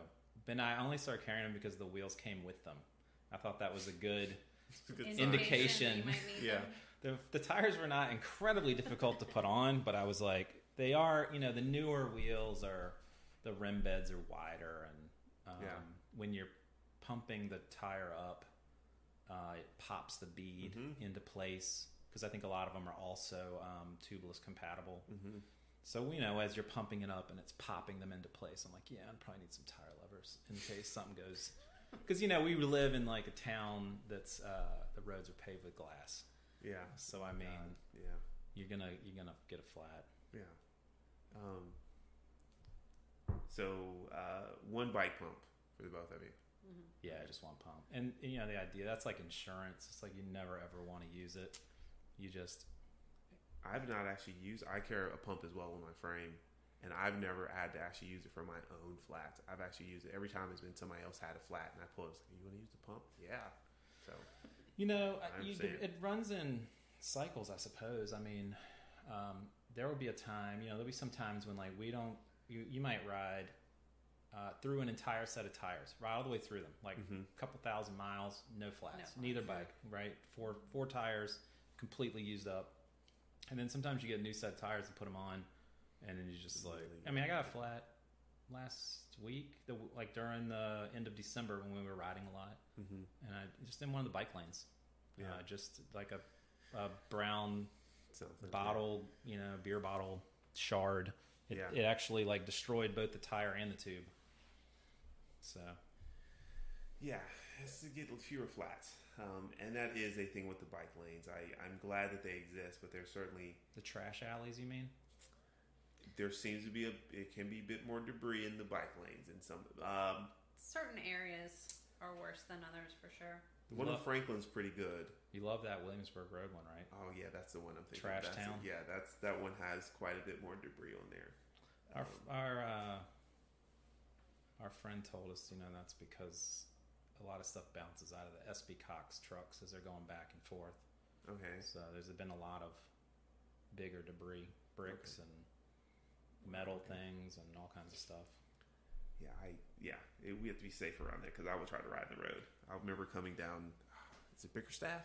Yeah. Bickerstaff, take the left and ride in the road, down there because it's so much debris kind of in there. But again, glad they're there as opposed to not at all kind of thing. Snacks. What's a thing you would, if someone's thinking about, like, I'd like to go out of internationally for travel for cycling, what's something you would say to that? Like, what's some advice you would give to someone who says, I'm thinking of, like, I'd like to go international to do some cycling vacation? Do it. Just do it. I mean, obviously it's going to depend on their experience level, both cycling and travel. I mean, we've always done our own travel itinerary. Like we mentioned, we went to France for a non-cycling trip. Like we plotted that whole road trip out ourselves. So I actually enjoy that part of it. Europe is more mountainous than you think it would be. That's something I would point out to people. Okay. Yeah. But I mean, if you don't like to ride in the Blue Ridge Mountains, don't go to Europe. To ride, yeah. Because you're not going to. You're going to be going up or down. But I mean, it's going to depend if they want to chart their own course and navigate it themselves like we do, or they want to do some sort of tour that's planned, kind of weigh your options and think about what you're into and what sort of risks you're willing to take. I think I'd also say, like, don't take a trip that's solely based around cycling. Right. Like, if you want to go cycling, that's cool. That's a great thing to do on your trip. Yeah. As part of your trip. Yeah. And I would dedicate some time to that, right? Yeah. But I would also, we always try to travel in groups or like clusters of places at a time. Okay. Because I think you run out of like the magic after a couple days. There's not really a place you need to be unless you're cycling. Like if you're going to go out every day, your plan is to like eat and hit a bar or something in the evening. Like, have your evening time and then jump up in the morning or whatever and like spend the majority of the day on your bike. Yeah. Sightseeing like nature and because the trip we did to the Worlds and then went to Garda Bike Hotel. From there, we went to Venice and Florence before we came home. A few places, so you had the like excitement of the Worlds, then you're inspired, go do some riding, and then some relaxation, culture. Right. Time. Yeah, and I think you get like a better sense of a place when you do like a region. Like if you were to come visit Richmond, you'd be like, oh yeah, this is what Virginia's like. But if you did Richmond, Charlottesville, Washington D.C., and Baltimore or whatever, I don't know. This is an example. Or maybe you did like but you get the idea. Like you do a region within a 100-mile radius or a couple 100-mile radius. I think you get a better sense of like that region or that area. And it's too expensive to try to like go to Italy to go to Venice. Take advantage of it. It's too expensive to like go all the way there to go to Venice for like a week. There's nothing to do in Venice. So or like we said, we did the Madrid, 2 towns in Portugal, and then Majorca. Like you're already in that part of the world, and to go between the cities is cheap. Yeah. Have there been any trips that in the last like 5 years, has there been any trips that the bikes didn't go on? Yeah, the one to France, like that was sort of while we were there. I think we wished we kind of were like, Nice is another one of those like hot. We flew to Nice. It was like a hot spot for like cycling, right? I mean, they had. But we saw They had the tour started there, the year after we went. Saw people riding up some very narrow roads with a lot of traffic, and there are a lot of roundabouts in France. And we were just like, look at those crazy people riding their bikes. And then fast forward a couple years, like, well, in my mind, I'm like, I wish I was like doing that right so now. yeah, that's probably the only like big trip that we haven't taken our bikes. Okay. But just some like smaller things. Like Matt's sister lives in New York now, and we've been up there a couple times to visit her and to visit some other friends that are still there. We've been to Philly a couple times, but usually we try to incorporate bikes. Well, we're also like more like city travelers. I guess that's another point to make. Like we don't go to typically to rural areas unless it's for cycling events. Like that's our and then that's kind of like novel. I live around the country, But I mean, if we're gonna pick somewhere to go, we're pretty much gonna hit some cities. Yeah. Like however large or small they are, but they're gonna have. We're not big beach people, so we did go to the Outer Banks a few years ago, but we took our bikes. And we took our bikes, and then I was like, "Oh, this is terrible." Our friends are like, "We're gonna go down to the water. Aren't you guys coming?" We're like, "No." We're like, "Nah, it's super hot out here and windy. We're gonna go riding for 2.5 hours." Okay. Earliest memory of riding for the both of you. What's the earliest memory of riding a bike?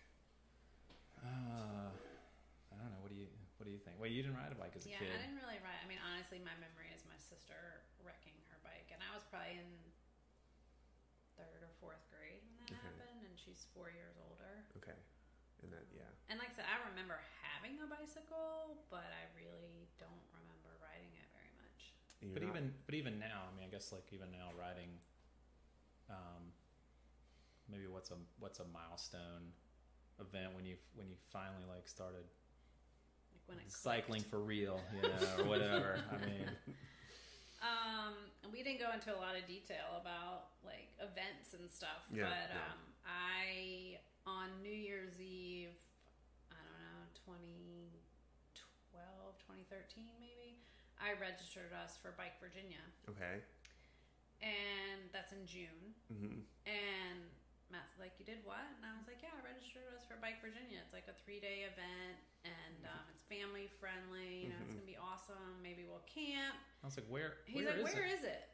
And I said, "I don't know, west of Charlottesville or something." It was in Woodstock, near JMU. He's like, "That's in the mountains." No, I didn't say that. I said, well, that's awesome. And I was like, "We're both doing it?" And you're like, "Yeah." And I was like, "Well, it's hilly out there, right?" And you're like, "Yeah, I mean, I said it's advertised as family friendly. They're gonna be kids. And I think great. I probably said 10 times. Well, it's hilly, right?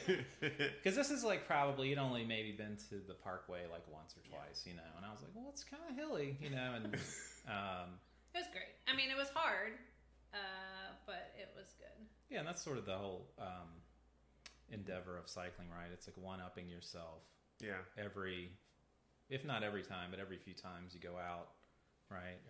Or just as you take on something that is seemingly ridiculous, you're then like, "Oh, what's more ridiculous than this that I can do?" Right? Mm-hmm. And on until infinity. Well, on the flip side of hilly, I had always said I don't need to ride a century. When I first started riding, I'm like, "Why? No, I'm good." I started out with 7 miles, 14 miles, and worked my way up.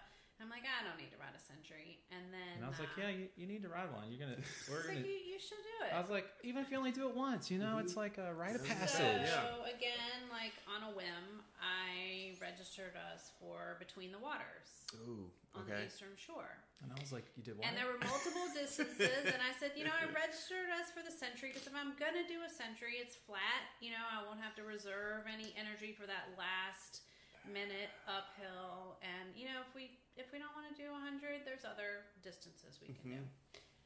And Matt said, "Well, if there's no uphill, there's no downhill. So there's no coasting. It's all you. You're going to be pedaling for 100 miles." So the first 40 miles was awesome. It was scenic, and you're weaving in and out these different properties on the bayside or whatever. And then we got to the top, the farthest point of the ride. Right, northern point. And it was 60 miles straight into the wind between a cornfield and a cotton field. What year was this? It was the year before the big rain. So I know a lot of people did it when it was like flooded out and you had to ride through like is that 2018? Feet of I think water. it was 2017 then. I think 2018 is the one that it was the roads were flooded in a couple places. It was 2017. Yeah. 2017 is when you did it. Okay. Yeah. That was the last time. Yeah. That was the once and done for me. But I was ready to get off the bike. I was like, you can do that one again by yourself, but I don't want to do that again. I mean, since then I've done other ones, very hilly ones. Well, we went back to bike. So after we went to Bike Virginia the first time, we did it a couple more times. Then it circled back and did Woodstock again. And then we ended up doing the Century, like it was like the Saturday Century out of Woodstock. So I was like, that was a good like kind of a marker of the progress, that's the right? One where the worst hill was at like mile 90. Yeah, there was a long. Like, why would they do this? Pretty long. You said, wait, the Between the Waters 2017. That was your first entry. Yeah. That was also my first entry. Okay. I was out there. Yeah. So I recall the wind. It was not great. And then I think after that, you were like, okay, well that wasn't terrible. And then I feel like, I don't know if it was it, that was 17, so maybe 18 or was it 19? Like one of those, like pretty subsequently right after that, I feel like you did 5 or 7 centuries in 1 year. Wow. Which was pretty awesome. And, especially, I was like, oh, that's super awesome. And along that time, we were also, as just kind of, again, making up your own, like, personal challenges, right? Yeah. Like, we were doing, like, we're kind of on, the last few years, we've been on this schedule of trying to do at least one metric century a month, every month of the year, right? So, like, and then, some years, like maybe 2020 when we rode a lot, sometimes we do 2 or 3 in a month, but I think, we missed one month last year, just because it happens. Yeah. And, but the last, probably, I'd say like the last 3 years, we've done at least one metric a month, if not more, every month. So that's a minus maybe 2. So that's a stretch of, about 36 months straight. Nice. Yeah, so it's about maybe 40-ish, 30, 40, maybe more metric centuries. Nice. We've also ridden to Williamsburg and stayed over and then ridden back. Matt has done the whole trail out and back, which I think you've done at least once, right? But we've never done that. We ride out there, stay over. It's for centuries to go. Like there's enough, little hills and things like that. It's pretty tame. The farmland areas don't feel great if it's windy, but otherwise it's pretty tame. So I do recommend the down to Jamestown and back. I think the thing that is reasonable about it is that, especially riding it in so many pieces all the time, you're constantly seeing familiar territory. So it doesn't seem like you're like, oh, we're just going to ride to Charles City Courthouse. You're like, oh yeah, then just over there through the Pine Tree part, and then just over the bridge, and then just to Jamestown. And so it kind of gets into these. You can mentally break it down, where when you go out to an area you've never ridden before, and it's just some big craggy loop, and that you don't know if the roads are. You don't know what they do. You're right. You don't know where they are, what they do. You don't know where you are on the loop necessarily. So, okay. We skipped. What was your first riding memory? Oh yeah, right. You didn't tell me. You just came out the womb. You were on a bike. No. No, I mean as a kid, like just really just BMX bikes as a kid. Okay. And I mean, probably like my first. I mean, not my first memory, but maybe just like one that sticks with me is like. As a kid, my parents lived on like a hill, with a gravel driveway. It kind of went down a hill and flattened out and kind of went back up again. And so, the neighbor kids would come over and we'd all like race each other down the driveway or something. And I think I like slid out on the hill in the gravel and crashed into a tree and broke my nose when I was like in middle school. And so that's like Yeah, I think I have a picture after going to the hospital and getting all the stitches and stuff. I have like a picture like standing in front of or over the BMX bike with like a elephant man face, as a kid. So that, that's but that wasn't a deterrent. It wasn't a deterrent. It was, it was like that. Yeah. So your accident didn't it was a too tough to die sort of moment. Bev, you're not alone in seeing your sister get in an accident and then feeling some trepidation. Like I've heard of other people in the same thing. They had someone else get in an accident and then they had concerns over riding or certain types of riding, kind of thing. So you're not the first person who's mentioned that somebody else got hurt and then they wanted to avoid that. So thought I would mention that. Anyway. I was gonna say the other thing was clipless pedals. So when I first started riding, I was like, "No, I'm good." Yeah. So far as we registered for like the VCU alumni ride because Matt's an alumni. I think maybe that's where you guys met. That's where I met Matt. So I was supposed to do that ride, but he's like, "Well, you have to have clipless pedals," and I'm like, "I'm not doing it," so I didn't do it. And then, I mean, these are positive encouragements, I was stubborn, and somebody told me you are going to fall at least 6 times before you master the clipless pedals, which I got it, I think, in 3 times, but we definitely drove to the trail and then started from there. Like, it took me a while before I was comfortable enough to leave the house and ride on roads. And I still clip my foot out, like, before I get to intersections and stuff. Better to be safe, yeah, absolutely. Because that is a skill. Like, it's just learning when you need to unclip before you get to the stop sign. Like, some people can do it right when they get to the stop sign, and some people need to do it like a half mile before. Kind of thing. So. Yeah. I mean, I think the real magic part is when it all like goes on autopilot. When you stop thinking about all the things. Like when you first started riding, you were very focused on like riding straight and like holding the handlebars, and it's a rigid experience, right? So like I'd like literally have to like ride up next to you and hand you a water bottle and be like, "Hey, you should drink some," and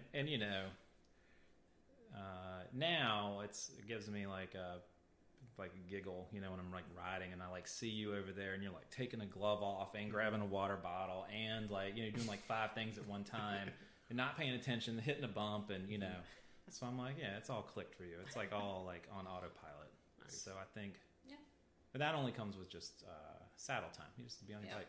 The more you ride your bike, the less you worry about all those little things. You don't worry about clipping in and out. And none of that. You don't worry about any of it.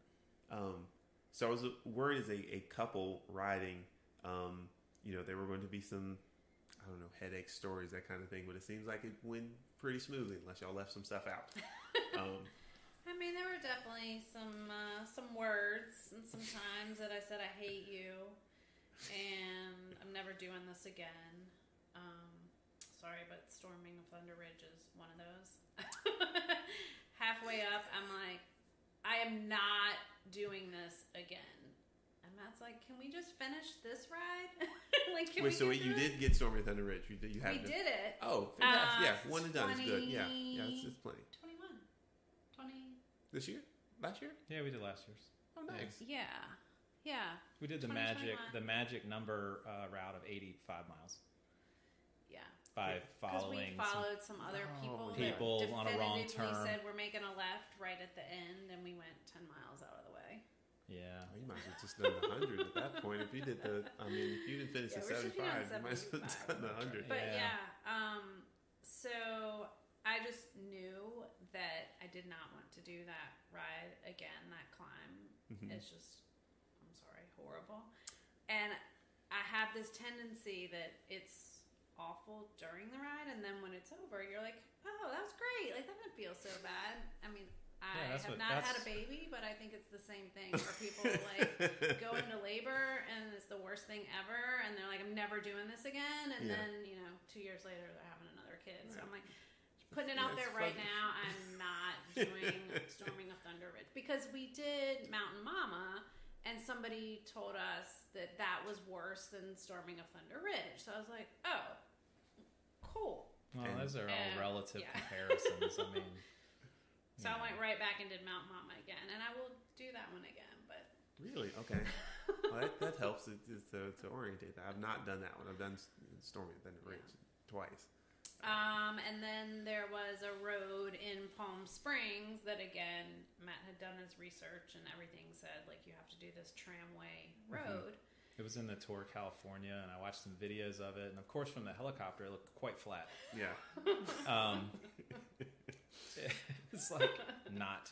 Yeah. It was not awesome. We didn't have a good start. So, basically, it's the entryway to a tram that then you get on and you go higher on the mountain. But it just goes up to a parking lot. And I think in the Tour, California, on that stage, they maybe rode from San Diego all day through the desert into Palm Springs, and it finished up the tramway, which is like really the only climb there is in the desert right there. So that morning, it was our first day that we went for a ride in Palm Springs, and Matt's like, oh, we don't have a small pump. We Pocket only pump, had the floor pump. And he's like, we have our gravel bikes. I'm sure it'll be fine. Famous last words. Yeah, always. Just like. So, sure enough, as soon as we rode from the house we were staying in, we got to the intersection of the road, and he's like, I have a flat tire. Which the thing they have out there, which I wasn't aware of, is like thorns. Like there's like cactus thorns, whatever, needles everywhere. I don't know. So anyway, it's So we found like somebody was coming down and he had a pump, and so you pumped up your tire. Well, I changed the tube, pumped it up, and we rode another. Well, we didn't ride. I was like, let's go to the bike shop. Yeah. And I'll just I'll buy a pump. Yeah. And we'll just carry on with our day. Like, I'll buy because I just forgot to pack it. So I was like, I'll just buy a pocket pump thing, and we'll get an extra tube and restart. We'll just restart this. We'll come back up here. We'll do the tramway. And I got maybe the bike shop. In California, everything close is like 3 miles away, 5 miles away. So we got a mile coasting on, basically was a flat tire again. And then had to walk in SPD mountain bike shoes like 2 miles to the bike shop that was closed. It was closed. On Google, it wasn't closed. So then we showed up, closed on Monday. Then the next closest thing was some sort of bike rental place, and they had a tube, but I've never seen this thing. It's almost like a tubular tire. It was like it was like the tube weighed like as much as a whole wheel. Okay, I guess it's an anti-flat tube or something. So I was like, that's fine. Yeah. So put in there, use their pump, got it. Still no pump in our pocket or anything, right? So we rode back to the tramway and started doing it again. Which by that time, your enthusiasm after you've already now spent like 2 hours of walking around, 10 miles, in those shoes, that hurts. Your enthusiasm and it's is hot. low. By that time, I was warm, and so we start riding, and I think it was like supposed to be 3 miles up. It's 3.5. You're like, how bad can that be, right? 3.5 miles, yeah. And I look down, and it's a 12% grade. Then it's 15. Then it's 17. Then it's 19. And we're only like a mile into it. I said something like, you might think this is fun, but I don't.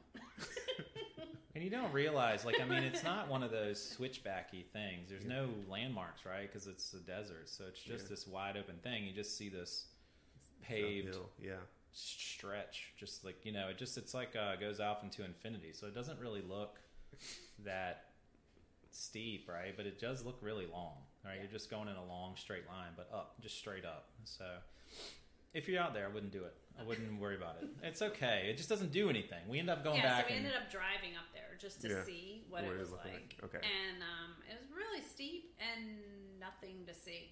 Okay. Yeah, you really just get to a toll booth, which sort of looks like the toll booth at the Nickel Bridge. And then you have to turn around. Yeah. And then coming down, I think, would have been treacherous. That part sucks. It's like doing a climb and then either there's nothing to see or you can't see anything. Well, there wasn't anything to see. No reward. Yeah, there wasn't anything to see even on the climb because it's kind of in a little canyon between two rocky sides, and it isn't.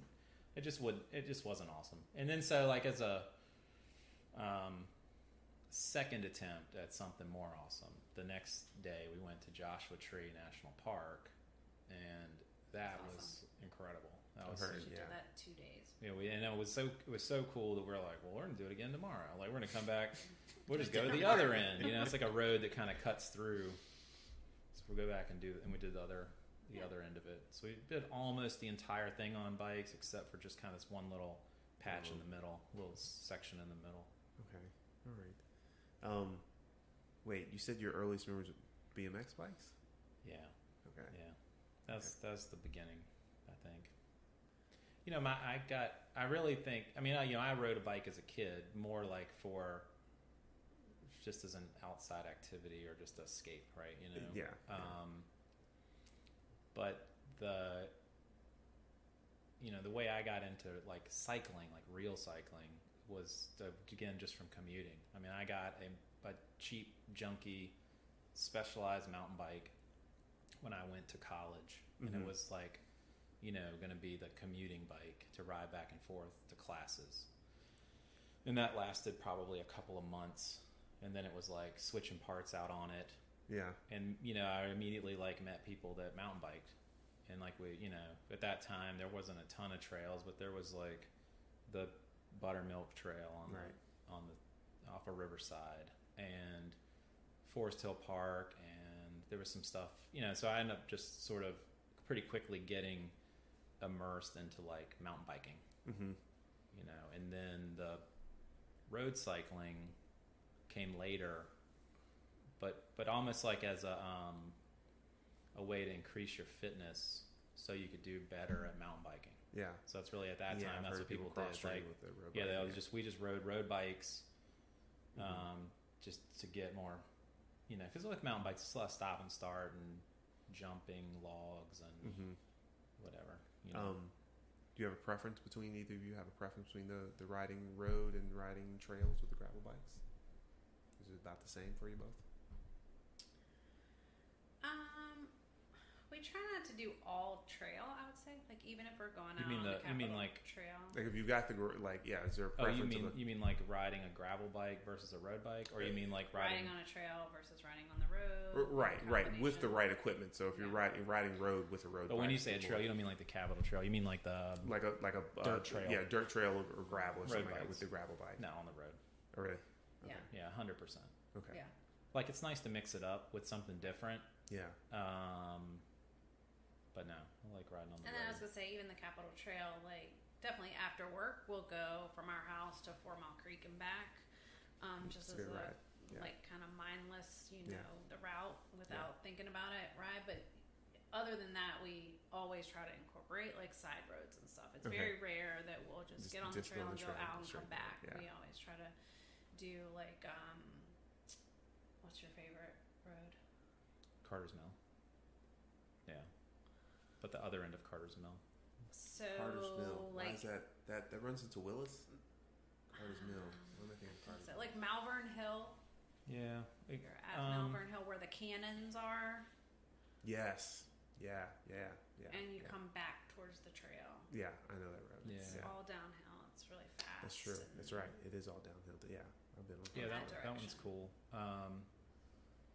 Yeah, I mean, I think I like road cycling for the consistency of the equipment, right? I mean, I feel like there are changes that road bikes have made over the years, but they're still recognizable as road bikes. Yeah. I mean, I have a couple different bikes, different,